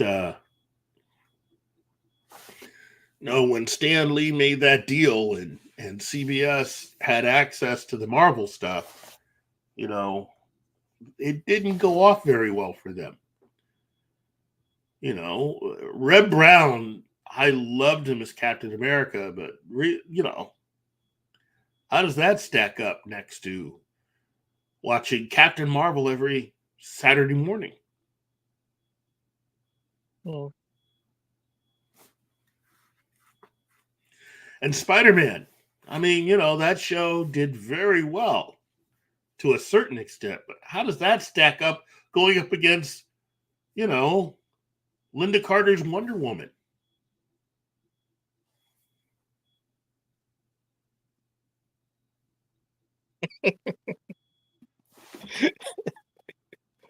That word in that comparison. You say stacked up and then say you Wonder Woman and you're thinking of Linda. Yeah, she was stacked up. Pretty stacked up. She's still pretty stacked up. Yes, she is. Oh my God. That incredible looking woman. That woman looks incredible. Gorgeous. Yeah, she's It's ridiculous. It is. Look. I think every guy of a certain age can admit they had a crush on her. Come on. Wonder Woman. Come on. But again, I mean, you know, Doctor Strange, Christopher Reeve is Superman. Doesn't stack up. You know, DC was running the table. But a lot of it was really the strength of concept more than anything else. Strength of concept, which is part of the reason why Warner Brothers decided to just buy out DC Comics. So they could own the entire thing and make whatever they want. The downside is that DC basically, in my opinion, ceased to exist at that point. You know, as an independent entity, the DC that made all those comics that I really enjoyed reading all basically ceased to exist in that respect. It now became a slave to this massive corporation. Marvel, on the other hand, was free to continue to do what they wanted to do, right up until the point that Bob Iger decided to buy them. And it is only because they didn't know what they were doing initially in trying to connect all of their films that they found their way to success. And then, set out to basically undermine everything that they ever accomplished right after Endgame. So you make a Black Widow movie after you know that Black Widow dies. You're going to make a movie about her where you introduce her replacement and all this other stuff that you put in there. Oh, and your main villain is actually based on a really cool Marvel villain who you decided to gender swap and hope that fans didn't notice. Even though you had a male stuntman doing all the stunts, and we're supposed to believe that it was a woman doing it. Please. Dude, the when they make the reveal of who Taskmaster is, and for that, then on you can see the Taskmaster suit looks different because it's where you can see when the actress is wearing the suit, it looks like a female shaped body, and when the stunt person is doing the stunts, looks like a male shaped body. It's like in this movie. I'm gonna beat you, sucker. Yeah, that's exactly it. It's exactly like I'm gonna get you, sucker. That's the only way that you could try to explain away why that was so badly done. Well, that and the fact that when they originally made it, Taskmaster was always meant to be a guy, and they had every intention of having him be a man. And then somebody came up with the bright idea, wait a minute, what if we just have it be a woman? Rather than go back and refilm all of the stunts, they just went ahead and kept all the footage they shot and just, geez, gosh, that hurts just thinking about it. But this is how all of the studios treat comics.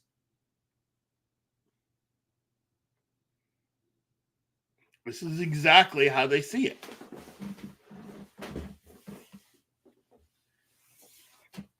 And even after having all of this success, and you still have way too many people that do not care enough to actually at least do a little research into what these are so that they can actually make more money. You look, Richard Donner's Superman was not a perfect film when it got down to adapting Superman straight out of the comics. What it did do was it was a perfect representation, a distillation of what the comics message was about. It got the heart right. Certain details may have been different, and Richard Donner may have invented a few powers for Superman. Again, it's teleportation. Yeah. Which, again, that to me is the biggest... If there's one thing that you can say was the biggest mistake in those movies, it's teleportation. And the thing with the S shield. I didn't mind that so much, but teleportation. Yeah, ugh. If you can teleport, why do you fly? There you go. That is the biggest one right there. It's like, oh, wait a minute, what's the point of flying if you can teleport? It's like in JJ Trek. Oh, I have a transporter in my belt. Why do you have a fleet then? Yeah. Just, oh man, if you think about it too much, it starts to just dig right into your brain. But a lot of that's like that, I mean,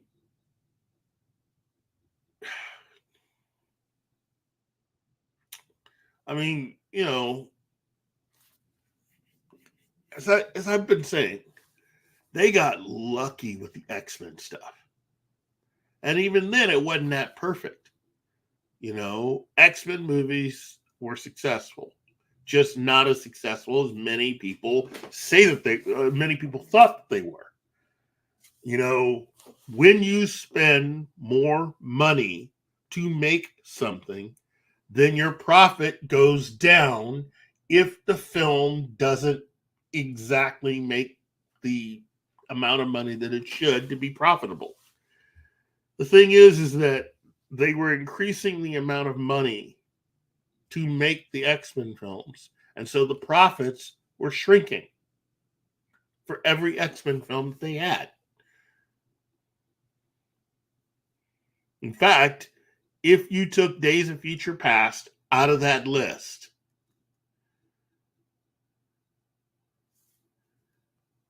it's pretty telling. Well, let's be clear. The last good X-Men movie was X2. There's no other way to put it. I agree with you. But then you had then they went out of their way to really be bad because they made the Wolverine. And remember, please don't. Please don't. There are those memories are getting back. No, there are 3 Wolverine movies. He got a trilogy. Yeah, and only the final movie is any good. Oh my God, Wolverine Origins. That was such a waste opportunity. Yeah, it's again. You can see you see the movie and you say somewhere on the road that there was a good idea. Yeah. You know, X-Men 3 had the small ingredients there that could have been really cool. You know. Look at this. We have a theory here. Yeah, nice try, Wolverine. Fortress Tech, okay. Yeah, Fortress I'll actually, go with that. it's a fortress that belongs to the L family, but the 3 Phantom Zone villains also had access to the technology to be able to use it how they wanted. Yeah, the other guys could use it too. No. God damn it! But it was a good try. I'm just saying that's bad. That's bad. And but it goes to show that even Donner wasn't perfect. And again, I love Richard Donner, you know, but it has been borne out that he really wasn't a comic book guy. You know, he liked the Superman films. That was his Superman. You know, in his life, considering when he was born and everything, Kirk Allen was really his Superman. That's who it was, Kirk Allen. And that's the reason why Kirk Allen is actually, and Noel Neill, the both of them are in the movie.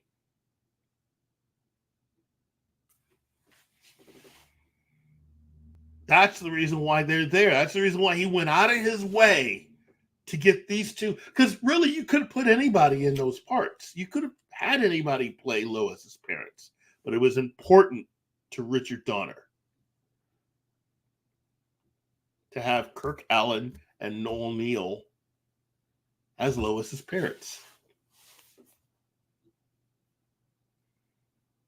Oh, wouldn't you? Oh man, imagine. I know they would never do this, but imagine with the current sweat Superman, not necessarily in this movie, but later that he's in his fortress of solitude, and the synthetic Jor-El is Yeah. Henry. Can't you imagine that? Because they Oh. look alike, and it would be believable. You know, if they only could have gotten Marlon to give them just one more day on that film. Oh, but you know, they did what they had to do to get what they got, and it was good enough. The same thing with Constantine. You got people who have never read Hellblazer. They've never read any of the original comics. So for them, Keanu Reeves is exactly what they think of when they think of Constantine.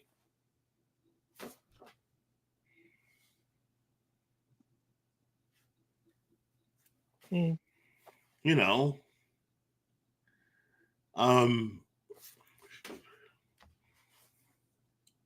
it's just, it's difficult to do this. This is not something that is easy to do. There are all kinds of ways to screw stuff up. With DC, you had a corporation that was just, you know, it got lucky to do the things that it did. And as far as finding different ways of screwing up, Warner Brothers definitely did it. I mean, you fired the guy who gave you Superman the movie. And you did it before he could deliver the sequel to you. Then you turn around, hire a different director, then you spend more money to reshoot and even add stuff to what he had originally done. And you end up changing the story. And, yeah. I can't watch the theatrical version of Superman 2 anymore. It's an anathema to me. I can't do it. Not in good conscience. To me, Superman 2 will always be the Richard Donner cut.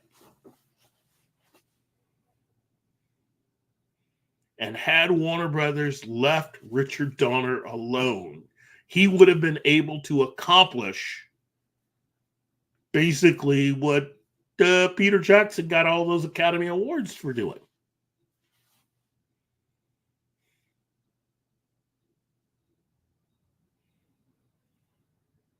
You know, Peter Jackson got a lot of praise for being able to film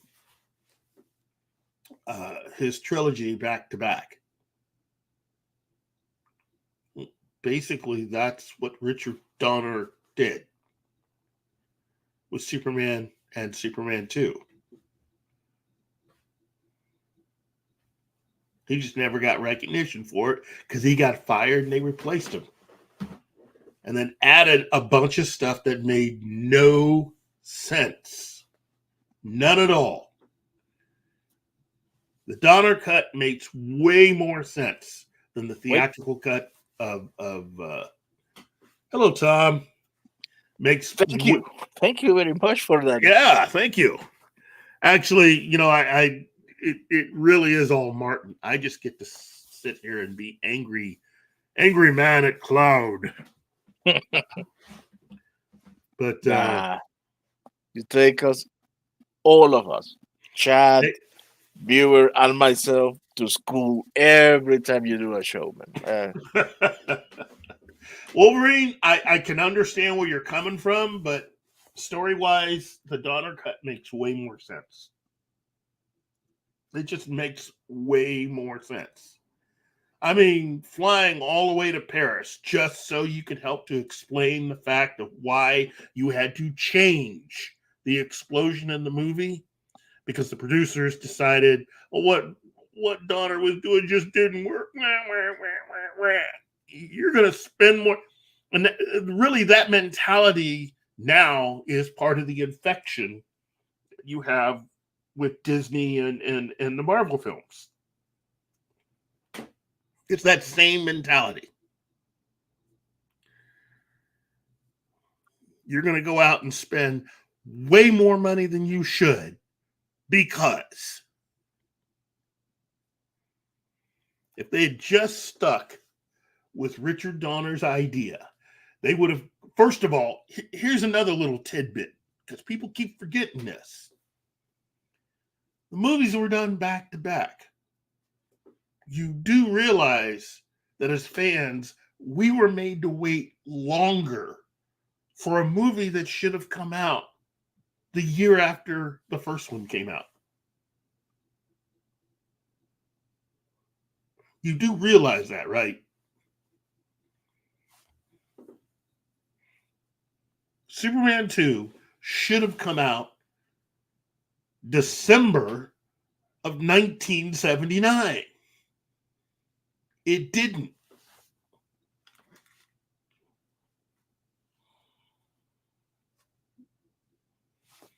When you read the making of Superman and you look at how much progress was made while he was simultaneously filming both movies, that film was basically going to be done. If they had waited one more month,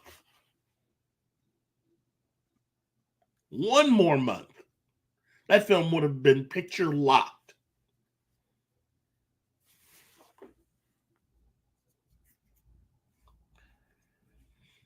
And we would have had Superman 2 in 1979.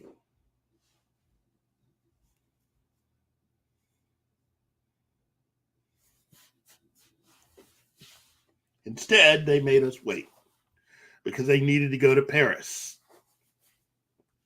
They needed to recreate scenes so that we could do more jokes with that sheriff in the small town.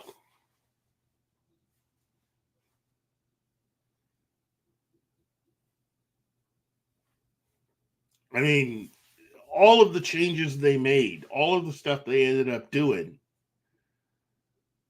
overall is more about the ego of the producers and the ignorance of the studio.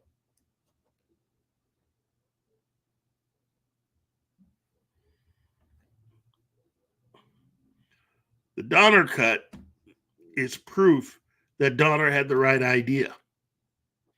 And if they had stuck with it, the studio would have made more, would have profited more. Way more. Instead, you still had to pay off everyone for shooting extra. On top of that, in doing what they did, the cast overall, by the time Superman 3 rolled around, it had been several years since they had worked together. That's the reason why that Superman 3 is so odd. Well, it's because everybody's a lot older.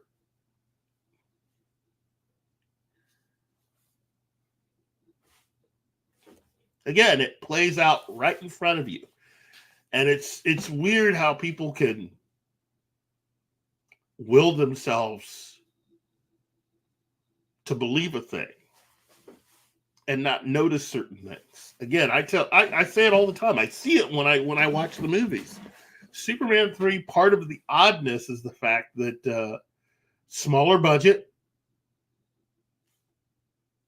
but on top of that, it had been several years since these actors played their parts. You know, it's odd watching trying to watch Christopher and trying to watch him try to find his chemistry again. You know, the thing that made the first Superman film so good was the fact that everybody had really good chemistry together. Well, that's broken because they had been together in so long. So by the time they started work on 3, this is a group of people that hadn't been together for quite a while. You've got to find that chemistry again. So, and it goes for a lot of things. I see that and say that with a lot of the X-Men films. X-Men 3 is an odd duck. And a lot of it is the fact that they got rid of a lot of the chemistry that the cast had. James Marsden. Go ahead. I blame the script. Script was bad too. Script was bad. No, it's like it's not like it's not like the script was bad too. It's more like the script was too bad. Yeah. And then the other thing is that, they wanted to do this so bad that they had to make it to where, oh yeah, Logan, he's just he's so in love with her. I mean, yeah, she's got a boyfriend, but he's so in love with her. Even though in the comics, he's slept with just about every female on the team.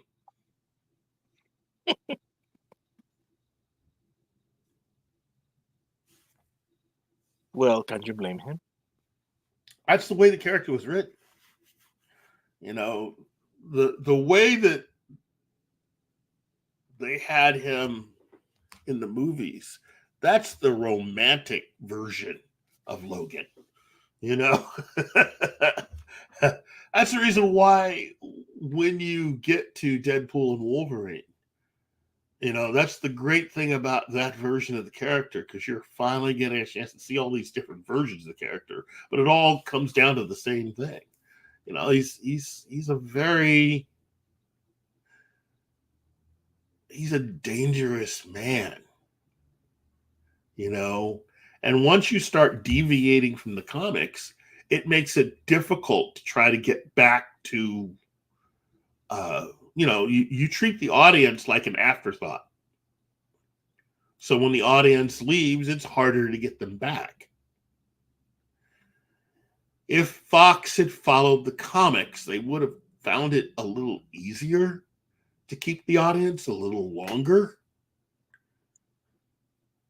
But they decided, we're the experts. We'll slap X-Men on anything and the fans will lap it up. And that's exactly the way they treated everybody. Same that what they did with Star Wars. Yeah. If we use the name, everybody will think it's the same thing. No. That's right. And so that... Tom... Yeah, go ahead. I'm sorry. Tom, that was not the reason. It was not a question of money with Brandon. He was protesting the ousting of Richard Donner. That's why he didn't come back. Actually, Brando didn't want to do the movie. He set his price the way that he did, and when he found out that they were willing to pay him, he drew the line in acting for so long. Because he really wasn't into it. He wasn't. That's, that whole thing about, it's an artistic choice to not learn his lines. He wasn't learning his lines because he didn't care.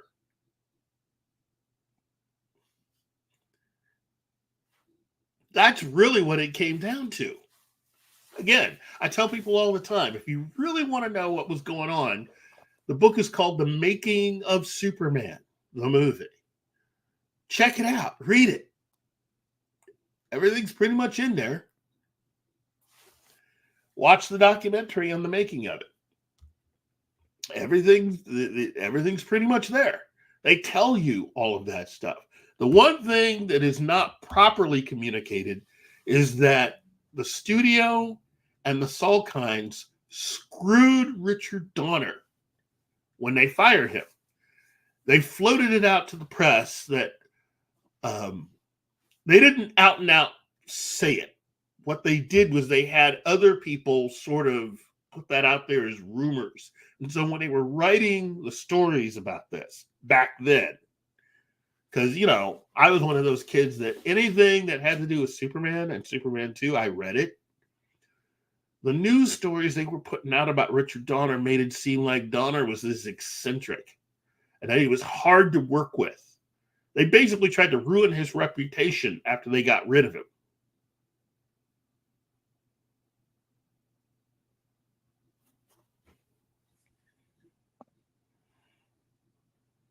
They tried to make it seem like he was distracted. He's in with the wrong crowd. He didn't know what he was doing. Blah blah blah. On and on and on and on and on.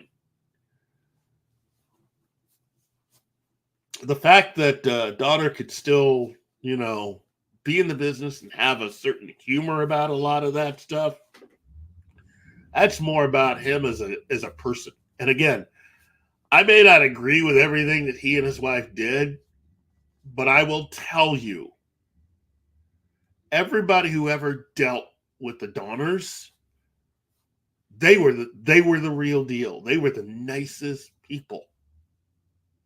I take no pleasure in saying the stuff that I say about the X-Men films and about Lois Schuler Donner. But the thing is, she was in charge. It wasn't like there was anybody else in charge. She was in charge. Now, the head of the studio also didn't like comic book movies. But she was the one in charge of the X-Men films. And Warner Brothers thought that she had the magic touch. So Warner Brothers did a deal with her.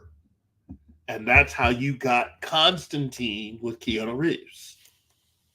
Because she comes in there going, well, if we're going to make this, you got to make it my way.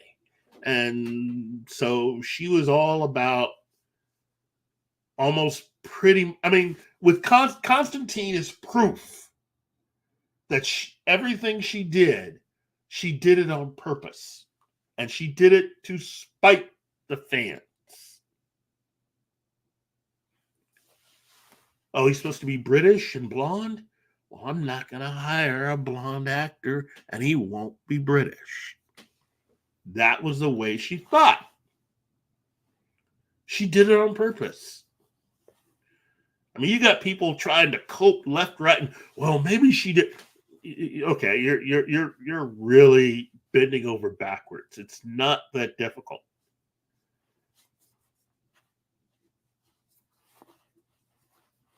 She and a lot of Hollywood producers think that the people who go to movies, the people who pay, they don't think too much about you when it comes to stuff like that. They really do treat basically the fans and the paying customers in a lot of respects as sheep.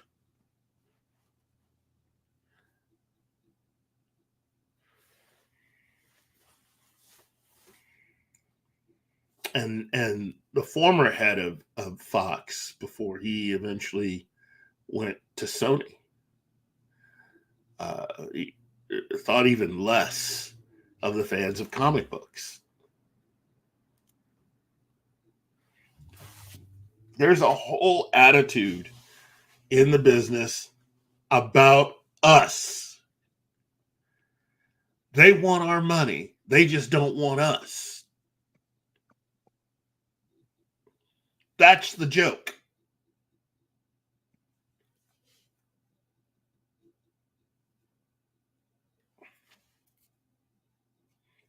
There's a lot of agents, writers, executives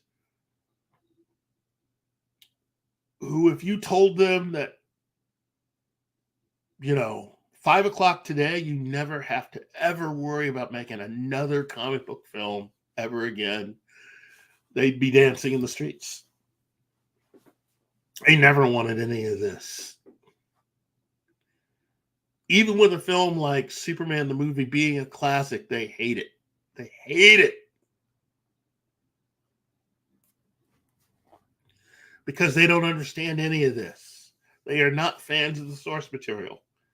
So we're getting them to, they don't want to be beholden to a group of people who they've never really considered to be anything other than a group of people who they could easily take money from because they are above you. You, as a fan, are automatically beneath them.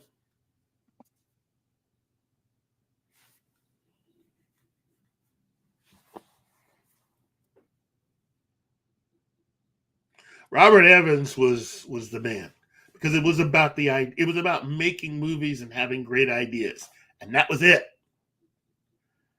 And if you could make a spectacle out of it, even better.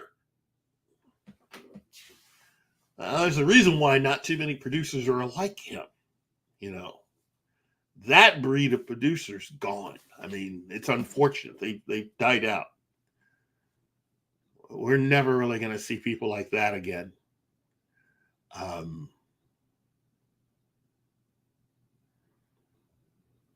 But you had people that were kind of Robert Evans-like to a certain extent,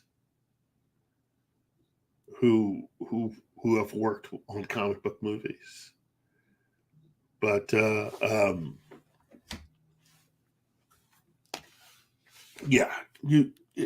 having people that are fans of the material is not what they want. That is not what they want. They just want you to pay the money and shut up. That's it. Now, what we have to do is we have to make a choice as to what we want to do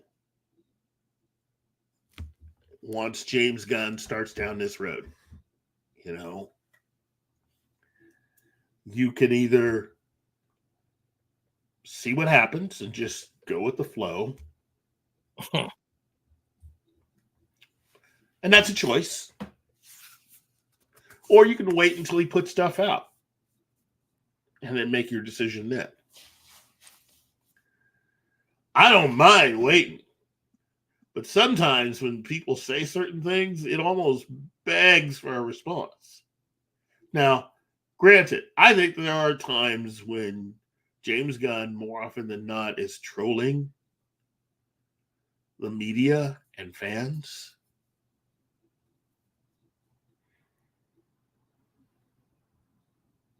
I don't think I'd mind so much.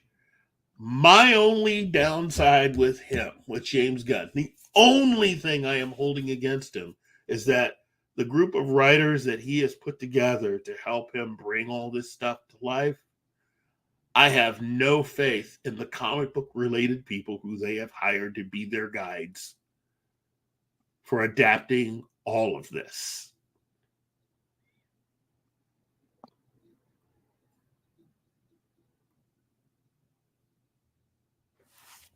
I have no faith at all. Starting with well, I'm not going to specifically name names, but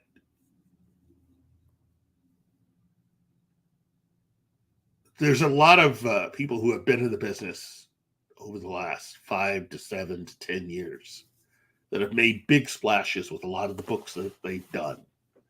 And one writer in particular,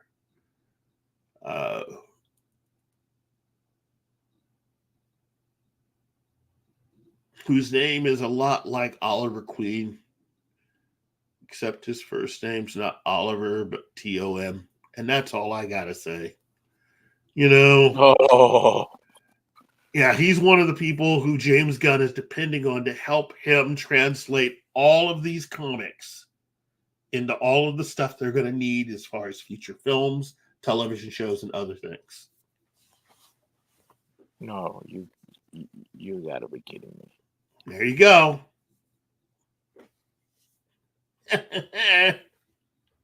Oh shit! The, okay, I may not say the name, but I may name the deed. The motherfucker that destroyed Batman, he's the one adapting the comics. He's not the only one, but he's one of the names. He's one of the professionals. Jesus. You can look this up. I mean, this is not secret information. Just Google James Gunn DCU writers. There you go. And James Gunn was very proud to put this person's name prominently out there.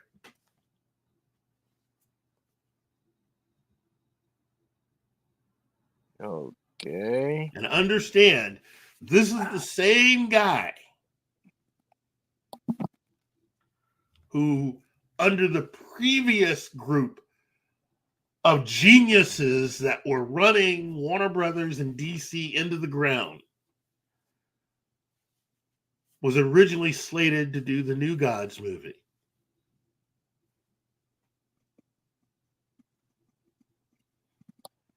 Which, based on everything I was hearing, was going to make the Eternals look like an incredible Oscar-winning film.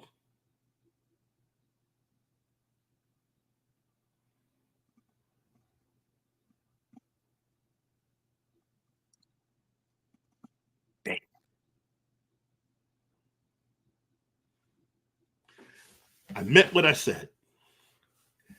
James Gunn, Peter Safran, I think those guys are cool.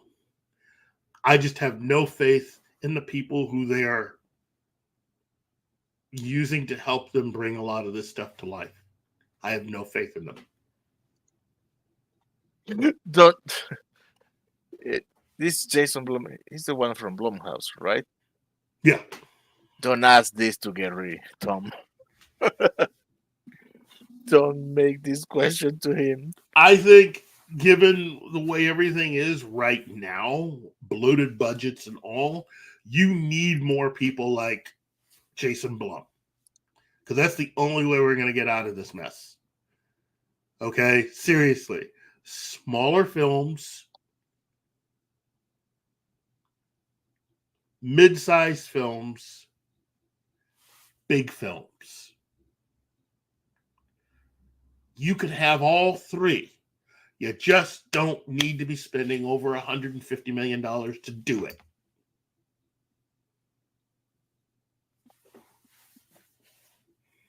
If you are smart and you plan it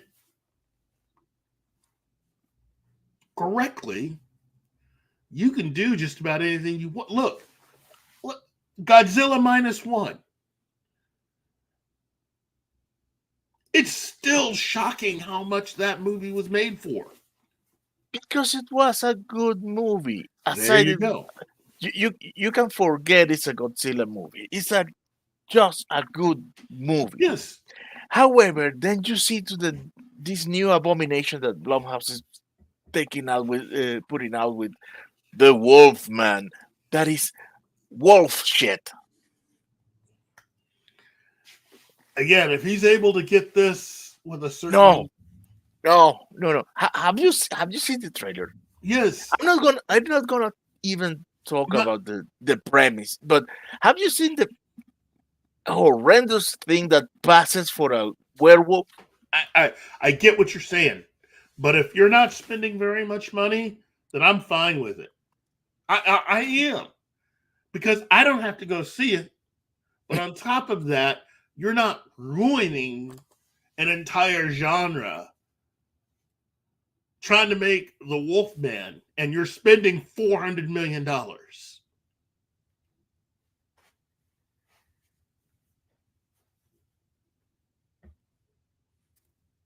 I mean, that really is the problem with Disney right now. This whole throw as much money as you can at something, that's helping to contribute to destabilizing and getting rid of comic book films across the board. You can't keep doing that. But they don't care. So now the next Captain America movie, I mean, seriously, they have filmed so much stuff. I think by the time the movie actually really does premiere, they would have shot enough footage to make 3 films. Let that sink in.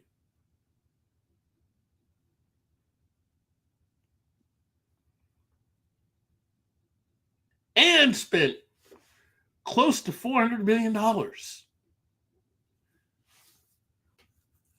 Which means this movie, let's just say it's $400 million. That means before you even get to marketing, you're already at $800 million. That means you got to make $1 billion to break even.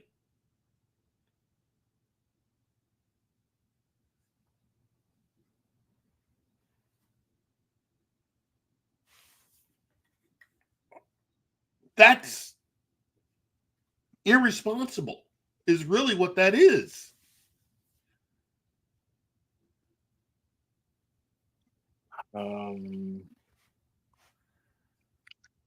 Dude, what if, do you think there's any chance they throw that into as a tax deduction? No, because there's not enough time to come up with, look, by now they have already sold different companies on trying to do product tie-ins because it's a Captain America movie.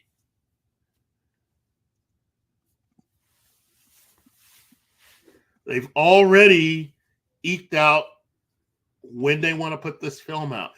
There is a Captain America movie coming. One way or another, it's going to come out into the theaters.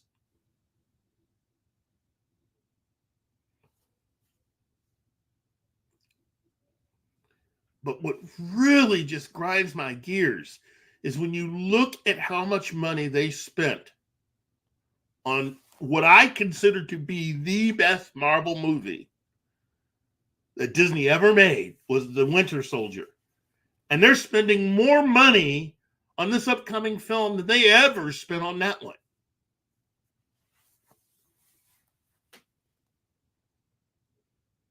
I mean, let that truly sink in. And they're trying to describe this new movie as in that vein. Oh, if you enjoyed The Winter Soldier, you're going to enjoy this.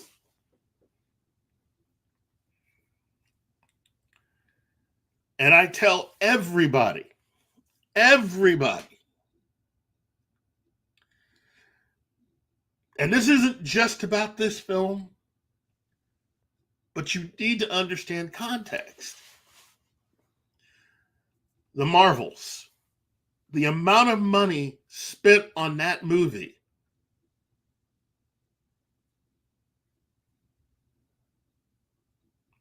is more than what it took to make all 4 John Wick films. Ouch!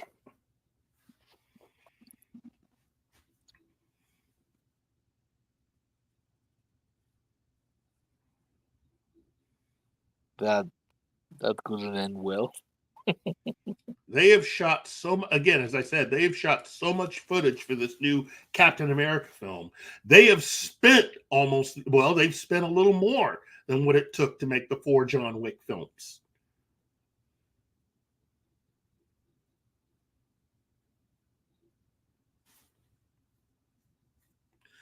This is what I'm talking about.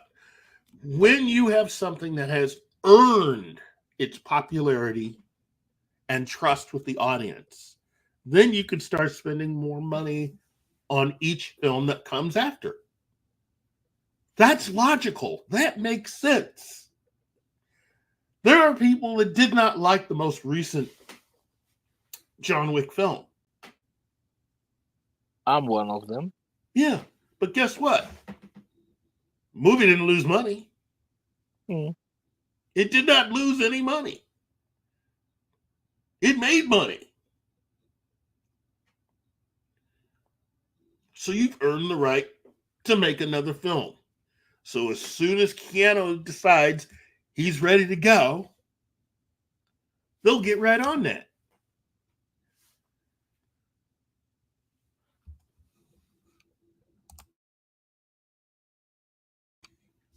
And that's the way it should be.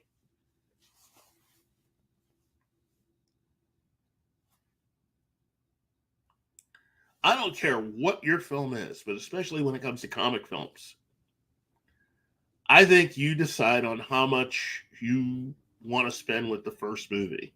And you just try to make it as streamlined as possible.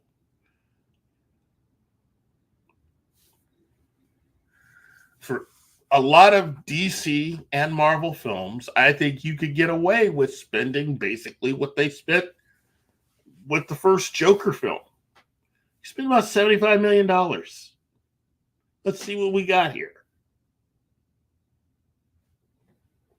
And even that might be too much for certain ideas.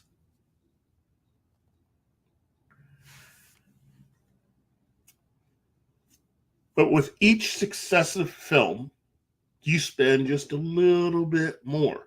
And you earn your way up to spending a lot of money. Although in my mind, spending a lot of money, that's what 150 million.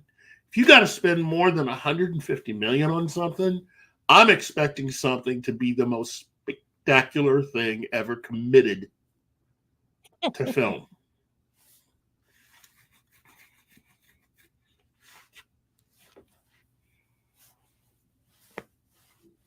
And there's no reason why you can't deliver that.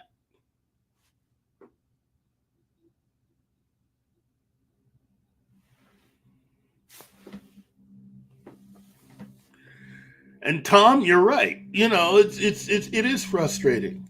But the thing is that here's the other thing, though, that as a comic book fan really gets me going. You got a lot of people that are just pissed about comic book films, especially superhero films. We have barely scratched the surface of comic book superhero IPs.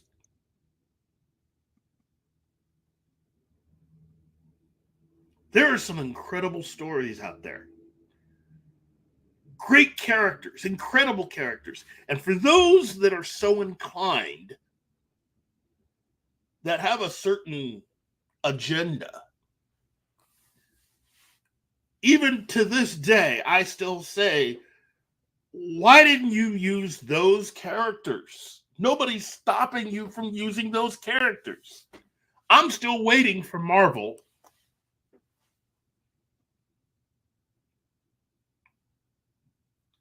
and DC, really, to go ahead and make one of those films.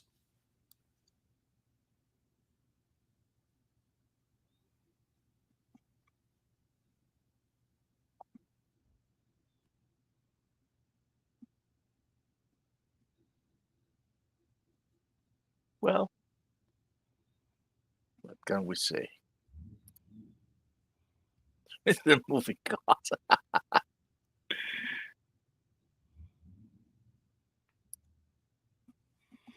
I mean,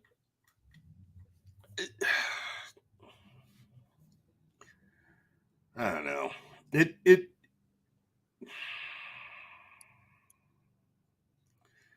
It's just really,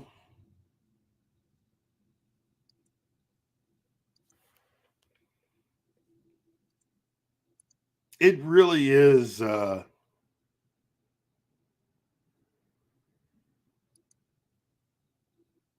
really is telling when you can't do that. You know, when you really can't have and present characters that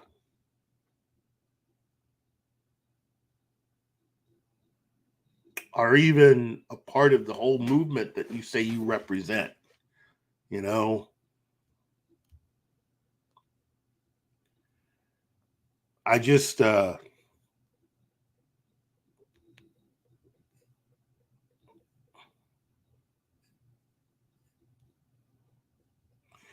look at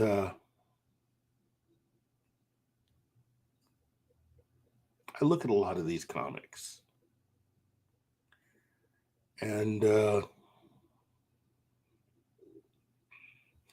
I look at characters like for DC, you know, Jade and Obsidian are two characters that we're never really going to get because it was very important to certain people to change Alan Scott's sexuality.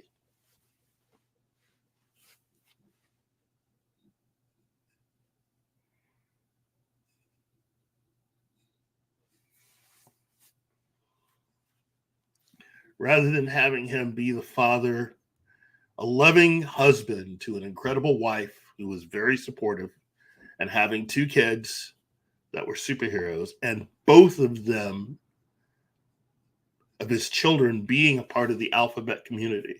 Well, now you've wiped out these two characters in favor of making their father a part of the alphabet community.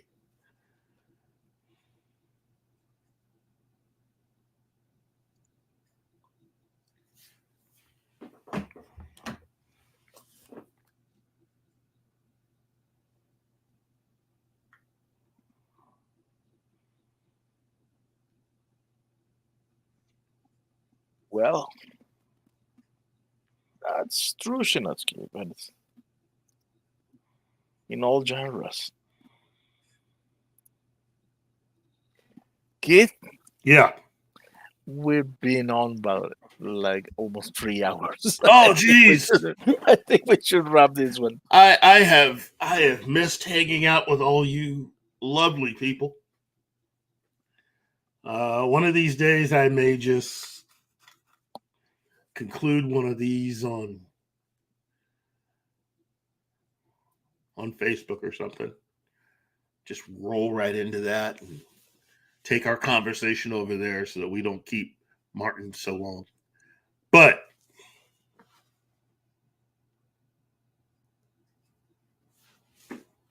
I will say this.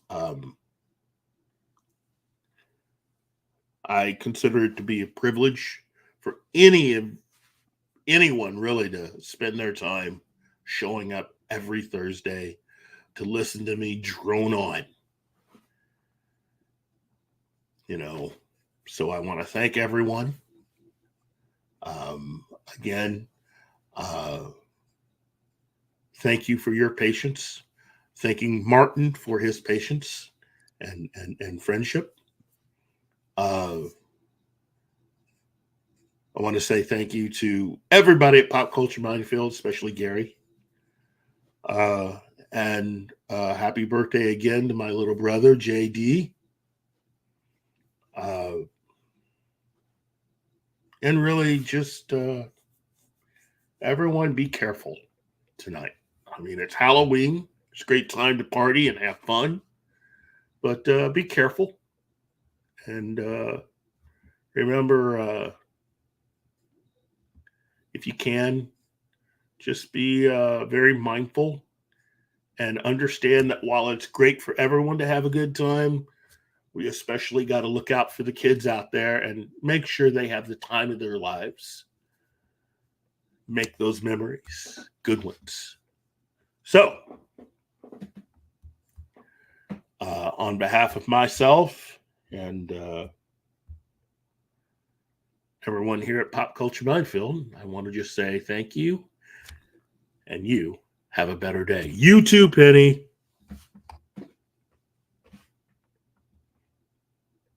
Well, see you guys. Have a nice day.